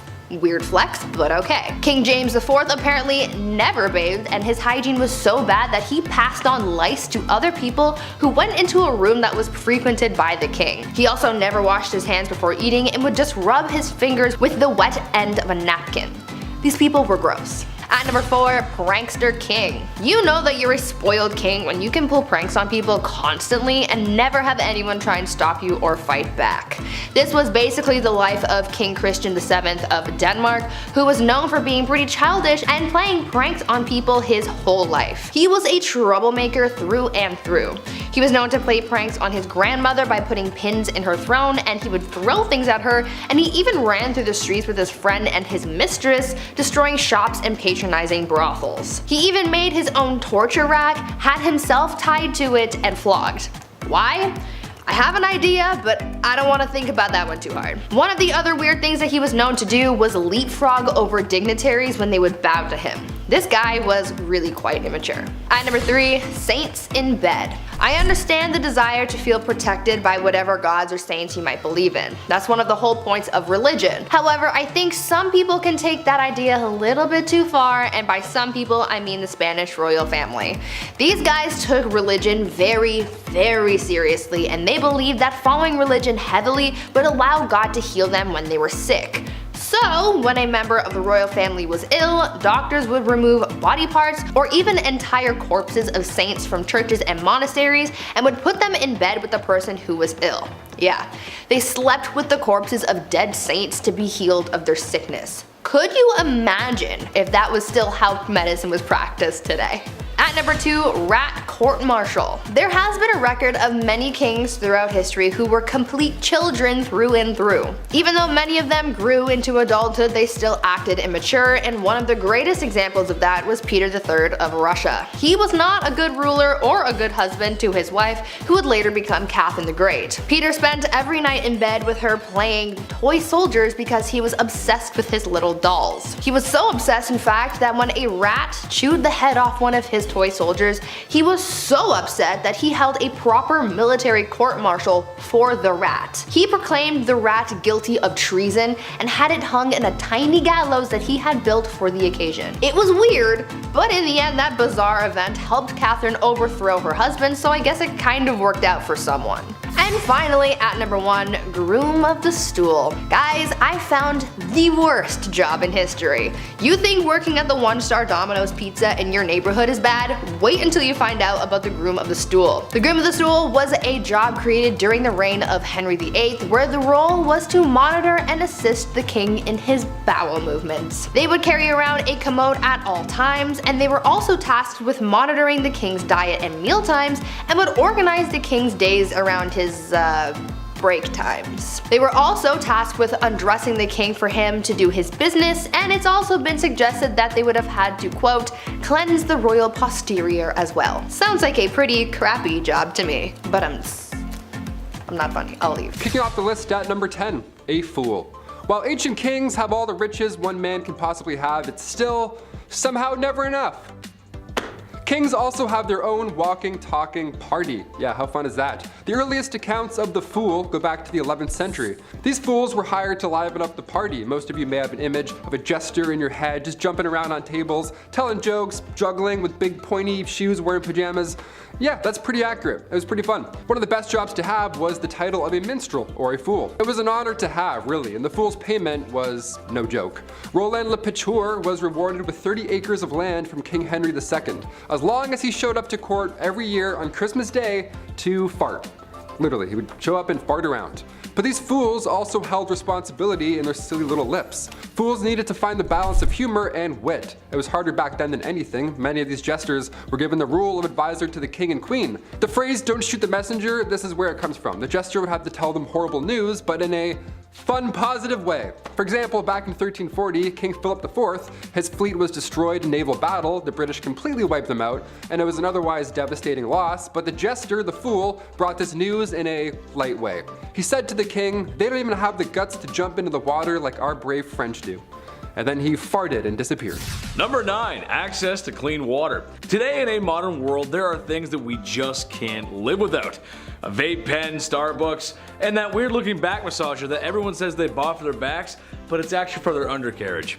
Speaking of undercarriages, you don't want to drink from the water from underneath one. Dirty, muddy street water is bad for your health. The ancient kings of old knew this. It was common knowledge that drinking dirty water could lead to you spending more time squatting over a hole than spending time with your family, and nobody wants that. Life for citizens who were not royals could have it pretty rough. Ancient kings had the luxury of having clean water, or somewhat, it's still kinda not so clean, or at least more clean than the commoners. Through methods of fresh spring water, boiling, and even some early filtration methods, they had access to better water that wouldn't make their guts hurt. With that being said, a lot of times given the sussy nature of water, a lot of kings just drank alcohol, which honestly might have saved them since the alcohol could possibly kill harmful bacteria. The one time in life that boozing might save your life. Anyone got a beer? Number 8, dirty talk. Going back to the 15th century to Queen Isabella of Spain, now it's not uncommon for queens to brag, be it about their wealth, status, their mans, you name it. But to brag that you've only bathed twice in your life, that's a bit odd. What's the deal with this? Okay, well back in 537 AD, Rome had 11 aqueducts that ran over about 1,000 public fountains, okay? Over 900 bathhouses included. It was quite important, but when invading Goths cut them off, the Catholic Church literally had no idea how to fix the problem. So instead, they just told everybody that bathing was a sin only practiced by pagans. So at one point in history, you could have ran a bath, thrown in a bath bomb, relaxed for an hour, got out, and then immediately you're a sinner. Worst of the worst too. How dare you having a bath on Monday afternoon, you monster, you pagan monster. The Old Spice guy would have rocked their world. At Number 7, Mother Knows Best. I think after hearing about these queens who've done some dark things to get their way, you would think that it's safe to say you don't mess with a woman and her plight for power. Unless you want to end up 6 feet under, that is. One Roman Empress, Julia Agrippina of Rome, was pretty spoiled already. She lived a lavish life, her husband was the emperor, and she had a family. But that just wasn't enough for her, and she wanted it all. Julia was quite ambitious, and she spent most of her early life trying to dethrone her predecessors. She believed that she and her son had a claim to the Roman throne by birthright, and so she bamboozled her way into royalty by tricking her uncle Claudius into changing Roman law so that they could get married. Ew. Suddenly though, after they got married and she became empress, Claudius died, and most people think that Julia had something to do with it. That's likely the case. She and her son Nero went on to rule Rome from 49 to 54 CE. Julia stayed by her son's side for as long as she could so that she could hold on to her power, but eventually Nero got tired of his mother manipulating him and he had her forced out of power. Julia, as you could imagine, was furious because power was the one thing in the world that she desired most, and so she rallied a group of supporters to try and overthrow her son, but the plans backfired and she was expelled instead. Talk about ambition getting the best of you. Number 6. We are family. The last queen of Madagascar. Queen Rana Valona was one of the worst. She was born in 1788 and she ruled over the kingdom for 33 years. She was so cruel and violent that she would often choose violence first in order to preserve independence over the island. She's known as the most ruthless queen in history. After the death of her husband, she just went mad with that new power. In the late 1700s, her king brought peace to the land, but of course there were traditionalists who opposed him. The king's uncle at one point tried to take him out, but a local warned the king. That king repaid the local by adopting his daughter, Rana Valona, to marry his son, Prince Radama. Now, when her prince was alive, they didn't get along at all. And then come 1810, the king passed away, giving Ranilova the promotion of a lifetime. It's also theorized that she poisoned him too, so that's horrible. Ranilova kept away the advances of the French and the British and left bodies of those who tried to attack out for display on the beach. Lovely, like bobbleheads. In 1845, Queen Rana Valona ordered 50,000 subjects to build roads across the jungle for 4 months straight for this massive buffalo hunt. Well, 10,000 of those poor souls died of starvation and exhaustion, and also not one buffalo was hunted, nor seen. Great plan. At number 5, Queen Batman. Batman. He is justice. We know this. Well, long before Batman, there was a queen who sought vengeance, and she did it in the most brutal way. Olga of Kiev became queen regent in 945 CE after her husband was killed because her son was just too young to rule yet. Olga knew that once her son was old enough to be crowned king, her power would be taken away, so she had to do the most that she could with her power while it still lasted, and so she used her powers as monarch to seek justice for her husband's death. She was able to get her husband's killers captured and killed using scalding water, but she soon developed a thirst for suffering apparently, and she just kept on going after people. She would not rest until everyone associated with the people who killed her husband were all eliminated. So if you ever breathe in the general vicinity of the guy who offed her hubby, you could kiss your life goodbye. Olga took hundreds of people out of the tribe that her killers were from. She devised a plan to bury their tribe's leaders alive, and she even came up with a plan to set fire to their entire village. It is said that Olga may have locked the tribe's leaders in a bathhouse and burned it down, but we don't know for sure. All we know is that she definitely was not okay. Number 4, no crust. This next one, honestly, I stand by. I see no wrong here. Queen Elizabeth II, still rocking to this day. She's been known for a few funny, quirky queen things. Like one of my favorites, for example, she has somebody on payroll who breaks in new shoes for the queen. Every time I buy Vans, my ankle always does that little foot rub. If only I were a queen, damn it. But we're talking about unusual things here, and one of the weirdest things I've ever heard is that the queen has refused crust on her sandwiches. This has been a no-go for about 150 years. It's not recent at all. You might be thinking, oh, maybe she's old, she can't chew her jawbones. Nope. Way back. This goes way back for no reason. Right around the time of Queen Victoria and her husband Albert. They viewed anything square-shaped as bad luck because it looked like a coffin. I've never thought about death while eating grilled cheese, but now I definitely will. Thank you. This must be a pretty scary job, cutting the crust off the queen's bread. My hands would be shaking the entire time. Also, diagonal or down the middle? Let us know. There's only one right answer. At number 3, Evil Empress. This next empress is pretty similar to Olga of Kiev, whom I talked about earlier. Empress Wu Zetian also had a thirst for blood and suffering, but not towards people who have necessarily wronged her. You see, when she came into power, she was determined to keep that power by any means necessary, so she had all of her rivals killed, so anyone who could possibly overthrow her or come for her seat on the throne was eliminated. The empress ordered the execution of the previous empress as well as members of her own family, including her own newborn daughter. She didn't want to risk anyone taking away her power, including her own offspring apparently. She didn't hold back on the methods of eliminating her rivals either. Yeah, sure, she could have just done a 1-2 stabby stabby and called it a day, but that's no fun. Instead, she had people poisoned, strangled, mutilated, or even burned or boiled alive. Good soup. Eventually, she retired from her part-time job of sending people back to their maker and started spending more time with her lovers and getting addicted to aphrodisiacs. People weren't quick to forget about all that bloodshed though, and so to get back at her, they had all of her lovers killed and the empress was exiled. She got a little too greedy and karma came back with a vengeance.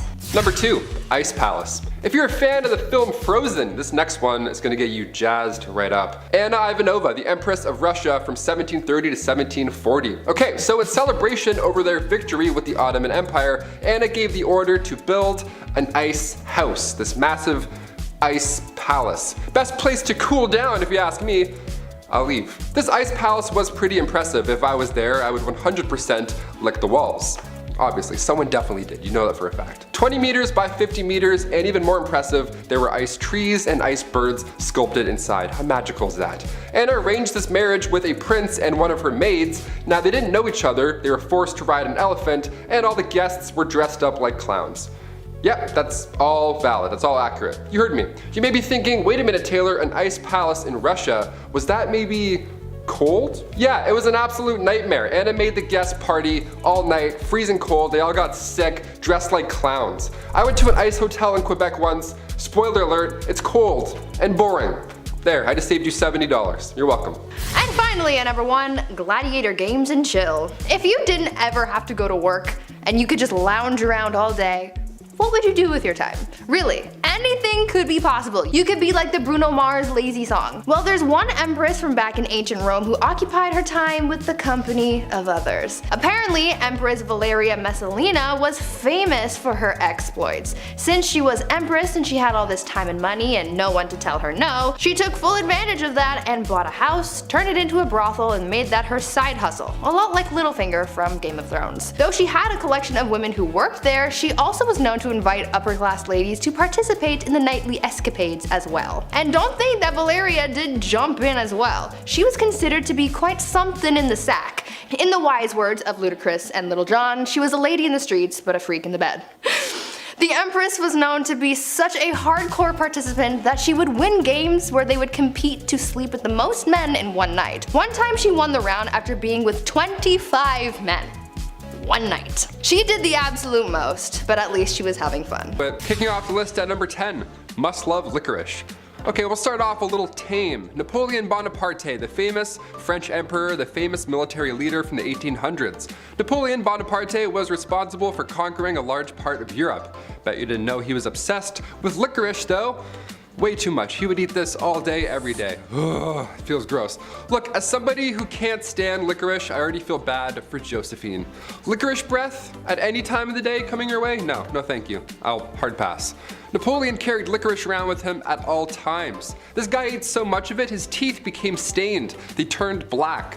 Oh yeah, I forgot to mention, it's black licorice too. Not the strawberry pull and peels, those are great. I'm talking about 1800s black licorice. It would come in lozenges. If somebody offered me a lozenge and it was black licorice, I'd call the police. Smack it out of their hands. Number 9, George IV. When it was time for King George III to pass on the crown, of course, next in line, heir to the throne, is his eldest son, also named George. What if you became king in 1820? Would you be noble? Would you do monologues in the sunset as you enriched your homeland? Kings like to do that a lot with their if I had the hair still. Or would you do what King George IV did and make horrible financial decisions every single day? The guy would just party all day as well. He would gamble every day, he would buy expensive stuff that he did not need, and on top of that, he would never do any of his royal duties. Guy wouldn't do his job. His father had to step in, classic. He figured the only way to settle all these new debts set in motion by George IV. In order to clear those up, George now has to marry his cousin, Caroline of Brunswick. The arranged marriage happened April 8th, 1795, and what was supposed to be a happy day for all was a nightmare for all included. They hated each other as soon as they met. I mean, obviously, he was a fool. George got heavily intoxicated for the wedding. He was just hammered the entire time.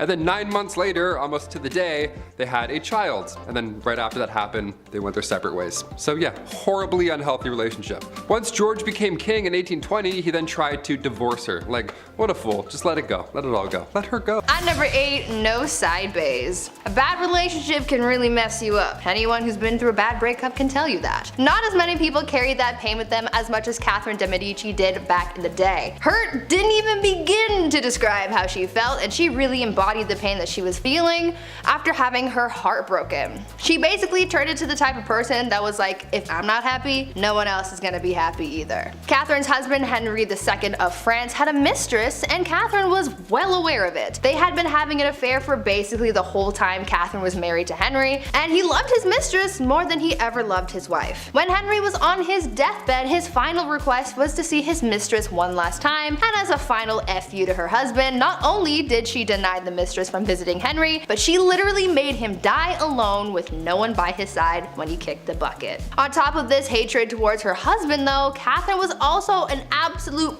B-word to her daughter as well. Catherine would fight her daughter over her romantic affairs. I guess she didn't want her daughter to be like her father. Either way, Catherine got so mad about one of her daughter's affairs that when she found out about her lover, she locked her daughter away in a castle and never saw her again. Talk about a serious grudge. Number 7. 2 for 1. When you're deemed the most beautiful woman in all the realm of England and the most loving, well, odds are you're going to need 2 husbands. All that love to give, it only makes sense. Joan of Kent was named as such, and at the age 12, so gross, she was married for the first time. She fell in love with a knight named Thomas Holland. Yeah, she dated Tom Holland, the knight Spider-Man guy. That's great. He was 26 and she was 12, still gross, but they got married in secret. She knew her parents wouldn't be on board. He was broke, and yeah, he was also 26, so for obvious reasons it had to be a little hush-hush. Even in royal standard, that's a bit odd. After the wedding, Thomas had to go off to war, and he wasn't gone for too long before, well, she remarried. The son of the Earl of Salisbury slid into her DMs, and Joan thought Tom Holland's Spider-Knight was dead. Well, Thomas returned, like he did in Endgame, but they were legal issues now. Ultimately, Joan and Thomas got together and had 4 children, but after Thomas did die, Joan became the first ever Princess of Wales. So if you love someone, just, marry them. Even if the other person's still just over there, just marry them both, see what happens.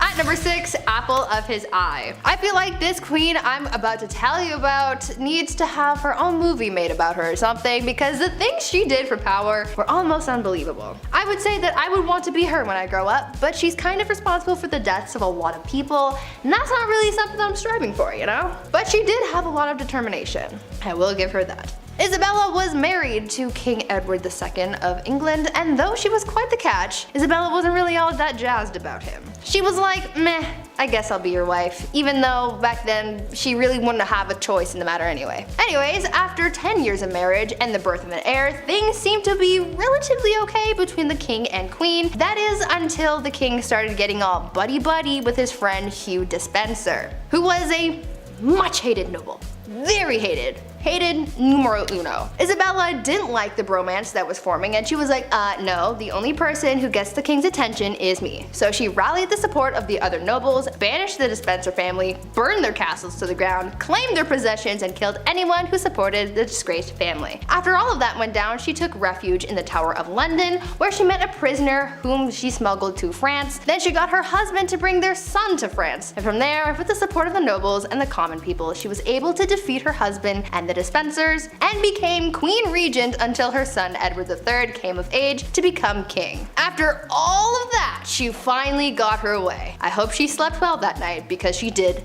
the most. Number 5. Rebel Princess. Princess Leia wasn't the only rebel, okay? Princess Margaret partied with rock stars during the 60s. The Queen's younger sister was known as the Rebel Princess. She was seen for years and years as this, well, bad.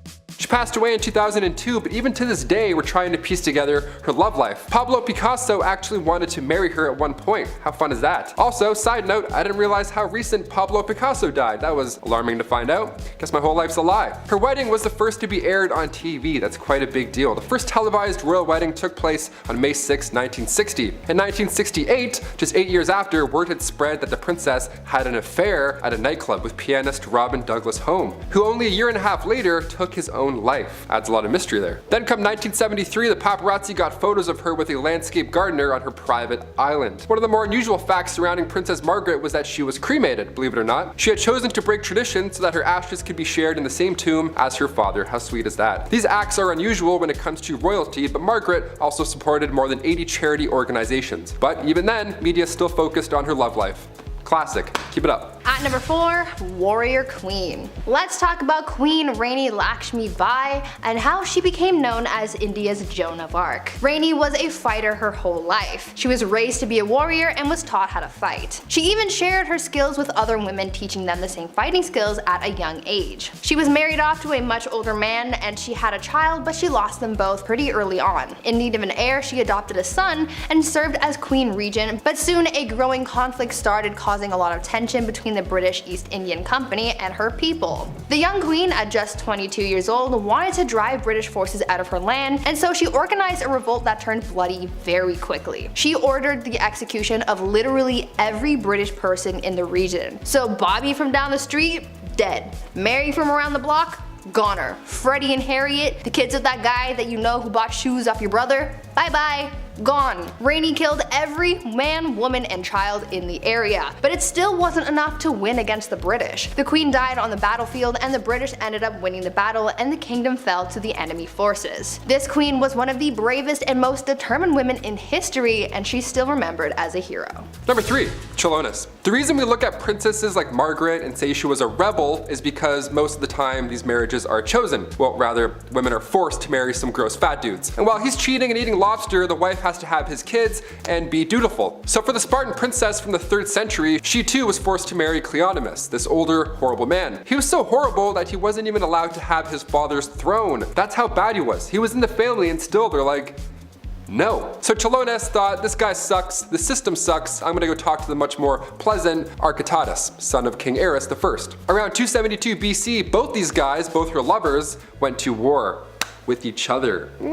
Drama. How about the tea on that? Chilonis was preparing to hang herself in case her husband won. That's horrible. Now luckily he lost, therefore the princess this time around did really live happily ever after with her other man. That's like an R-rated version of Shrek 2, what I just said. I can't believe people had to go through this in real life. That's horrible. At number 2, toxic cosmetics. The price of beauty is pretty steep. These days people spend hundreds and hundreds of dollars on makeup to make themselves feel beautiful, but back in the day makeup not only cost a pretty penny, but it also cost some serious health concerns. Cosmetics were made of a lot of questionable ingredients that you probably wouldn't find in today's products, but for people like Queen Elizabeth I, she didn't care what she was putting on her skin so long as she not only looked like a snack, but the whole damn meal. Yeah. Elizabeth had pitting in her skin from when she contracted smallpox at the age of 29, and back then, having blemished skin was a sign that God was a little cheesed with you, or that you were having some wild thoughts like thinking about the sexy time ooh. It was thought that these thoughts bubbled up from your no-no square up to your face and showed everyone that you were sinning. Anyways, to cover up the blemishes, Elizabeth wore a lot of makeup, like her version of foundation, but the ingredients were really just making things worse and not better. The foundation was made with a tincture of white lead ore, vinegar, and sometimes arsenic, hydroxide, and carbonate. To add some color back to her face after applying this pasty white mask, she powdered cinnabar to her lips and cheeks, but this was pretty dangerous because it contained mercury. She did this every day, and as you can imagine, it wasn't good for her health at all. Imagine absorbing all of those chemicals through your face on a daily basis.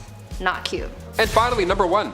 Are you not entertained? Back in the late 1800s, the name Clara Ward would stir up a conversation. She was famous, really famous, for all the wrong reasons, of course. All it took was her bumping into a European royal and Bob's your uncle. Since birth, Clara was born into money. She didn't even need a royal husband. She was born into a wealthy industrialist family. She would sometimes visit the family mills, you know, to make it look good and kind of be like, hey, how's everyone doing? Whatever, just casual visit. But on this one casual visit, she crossed paths with the Prince of Caramanchimay. He was there for trade, but when he left, he brought back a wife. Carry on. Also, meet my wife. Here she is. People were freaking out, obviously. A royal marrying a common American girl. Wow, how could you? She was the talk of the town. Unlike Meghan Markle, Clara loved to show off with her newfound wealth. Some loved her and her image, but others not so much. The marriage only lasted 6 years. Clara eloped with a Hungarian musician. Then after her divorce, she had to model to make a living rather than showing off for clout. At number 10, Caligula. This guy reigned for 4 years, and the amount of straight up excess he demanded led him to be the first Roman emperor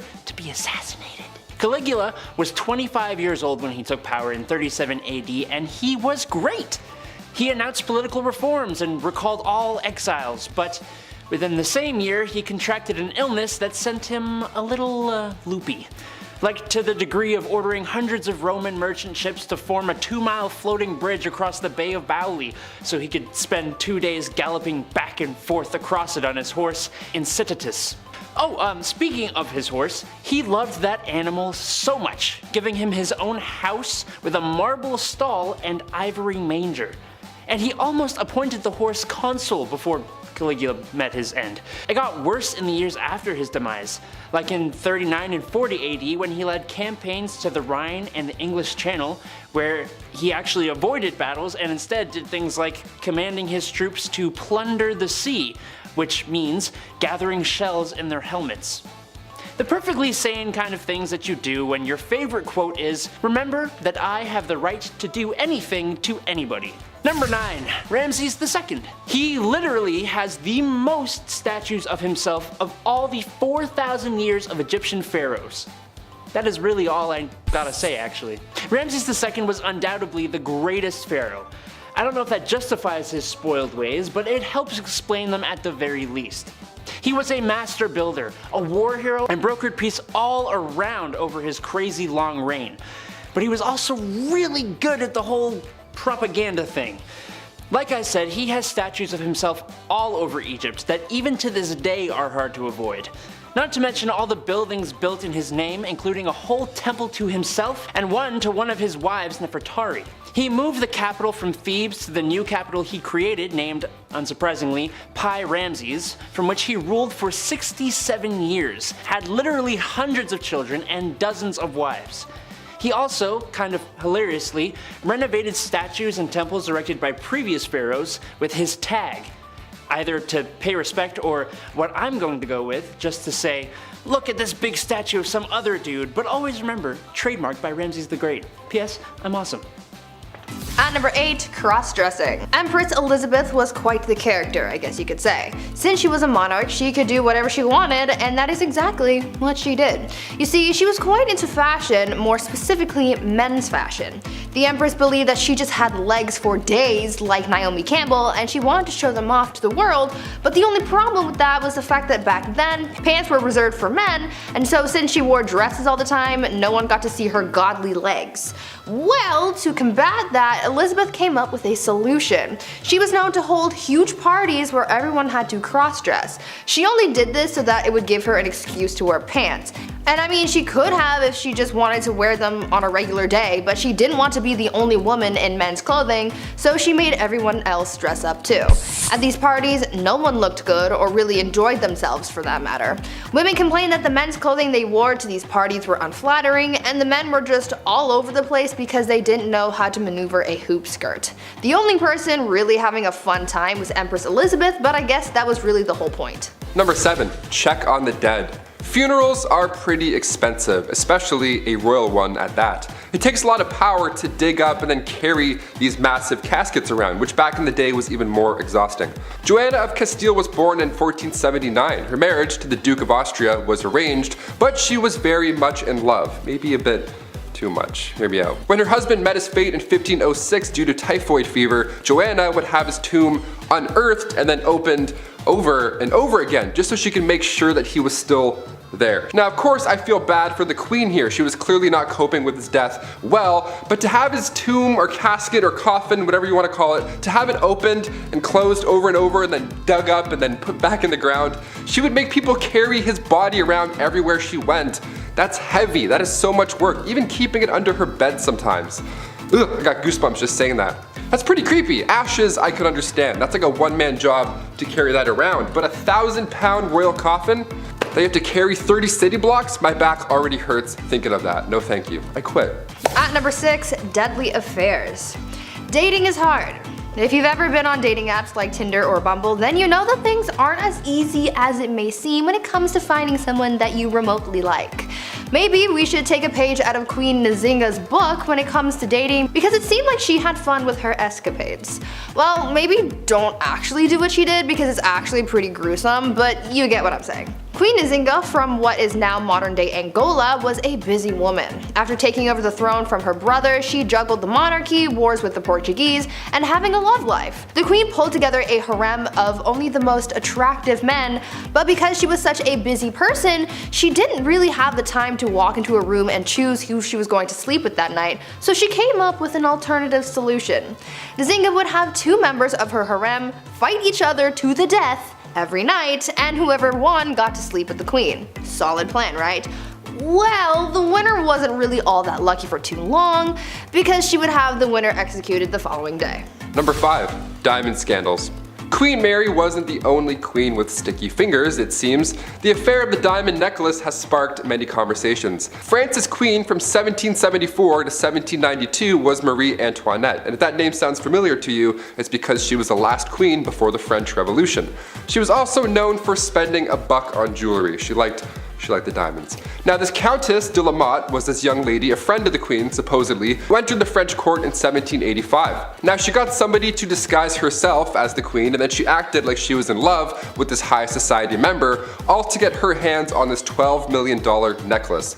Now she said that she would pay, but never ended up paying a dime, so that's horrible by itself, and the queen supposedly had no idea about any of this or what happened to the necklace. Although this countess pretended to be her friend beforehand. The public went on to hate her for this, not believing in this scandal of course. One of the most notable lines from Marie Antoinette was when the French spoke out for not being able to afford bread. She apparently said, "Well, let them eat cake," which led into the French Revolution and ultimately her demise. Shine bright like a diamond, I guess. At number 4, test drives. Catherine the Great of Russia was well known for a number of things. She was known for being a good leader, a strong ruler, and surprisingly for her naughty bedroom fun times as well. She was well known for her adventures in baby making, and there was once a rumor that she did the deed with a horse. Obviously that wasn't actually true, however she did do it with a lot of men. The only problem that she really faced when it came to finding a new partner was actually having the time to do so. I mean, it's not like she could swipe through Tinder while sitting on her throne, right? What was most important to her was finding a new lover who was skilled in the sack, and she didn't really want to waste time on testing these guys out, so she had someone else do it for her. Catherine had a friend take her potential partner out on a test drive, so to speak, so that she wasn't wasting her time on someone who couldn't meet her standards. Remember, she is a very busy woman. It is said that on a couple of occasions, Catherine's tester friend was caught in bed with Catherine's partner again well after the Empress was with him, and that made things a little complicated, but I imagine that they got past that. Or at least I really hope they did. Number 3. Change religion. Ruling alongside the pharaoh Akhenaton from 1353 to 1336, Queen Nefertiti, aka Lady of Grace, aka the Lost Queen of Egypt, was only 15 years old when she married 16-year-old Akhenaton. Now, alongside her new young husband, she built an entirely new capital city called Amarna and ruled over what's now considered the wealthiest period in ancient Egyptian history. But when it comes to spoiled queens, or rather queens who could do anything they believe with their power, we have to mention the queen that changed Egypt's religion. Both her and her co-ruler were in a cult, the cult of the sun god Aten. In the earliest accounts of the queen, she assisted her husband in a ritual that smited the female enemies of Egypt at the time, and there have been a few blocks that have since been recovered from the Theban tombs of the royal butler that depicts the queen wearing her unique blue crown, part of these sun god rituals. So now cut to the end of the king's ruling, the Aten was now Egypt's main god. Some queens change laws, others change religion. At number 2, fake village. Imagine being so privileged and so disconnected from the world that you pretend to be poor for fun. Well, that's pretty much what Marie Antoinette did. This French queen was known for her lavish and opulent lifestyle, and that's really the only life that she knew. Apparently, living the life of a rich queen started to get a little boring for her, and she wanted to find an escape, and so she got her people to build a fake village for her so that she could pretend to be a commoner. This fake village included 11 cottages, a lake, a watermill, a working dairy, a windmill, a barn, and other quote-unquote peasant buildings. Marie apparently loved this little peasant village, and she would bring other people to enjoy it too. When she brought her guests to the village, she expected them to yes-and their way through the day and really immerse themselves into their role of a common person. She would even tell her ladies to ditch the ball gowns and wear something simple to blend in. Marie even took her kids to the fake village to teach them about farming. Even though she loved her pretend peasant lifestyle, it still didn't help her bond with the real common people, and it certainly didn't save her from the guillotine. And finally, coming in at our #1 spot, surprise entrance. The last true pharaoh of Egypt, Cleopatra VII, ruled from 69 to 30 BC. She's known mainly for her love interests, of course, her two mans, Mark Antony and Julius Caesar. And to this day, we're still trying to uncover more dazzling details of the lost queen. Now, she ruled alongside her young brother, and her life was much more than being just beautiful, which is what everyone seems to focus on more than anything. Both children were assigned to the throne, Cleopatra being 18 and little bro being 10 years old. So Cleopatra, being a little older, therefore a little wiser, became the ruler. A couple of years passed, and eventually Cleopatra was pushed out of Alexandria over her greed for power, classic, but her little brother, equally a co-ruler, had her driven out. He was jealous, and honestly, I'm the youngest in my family, I kinda get it.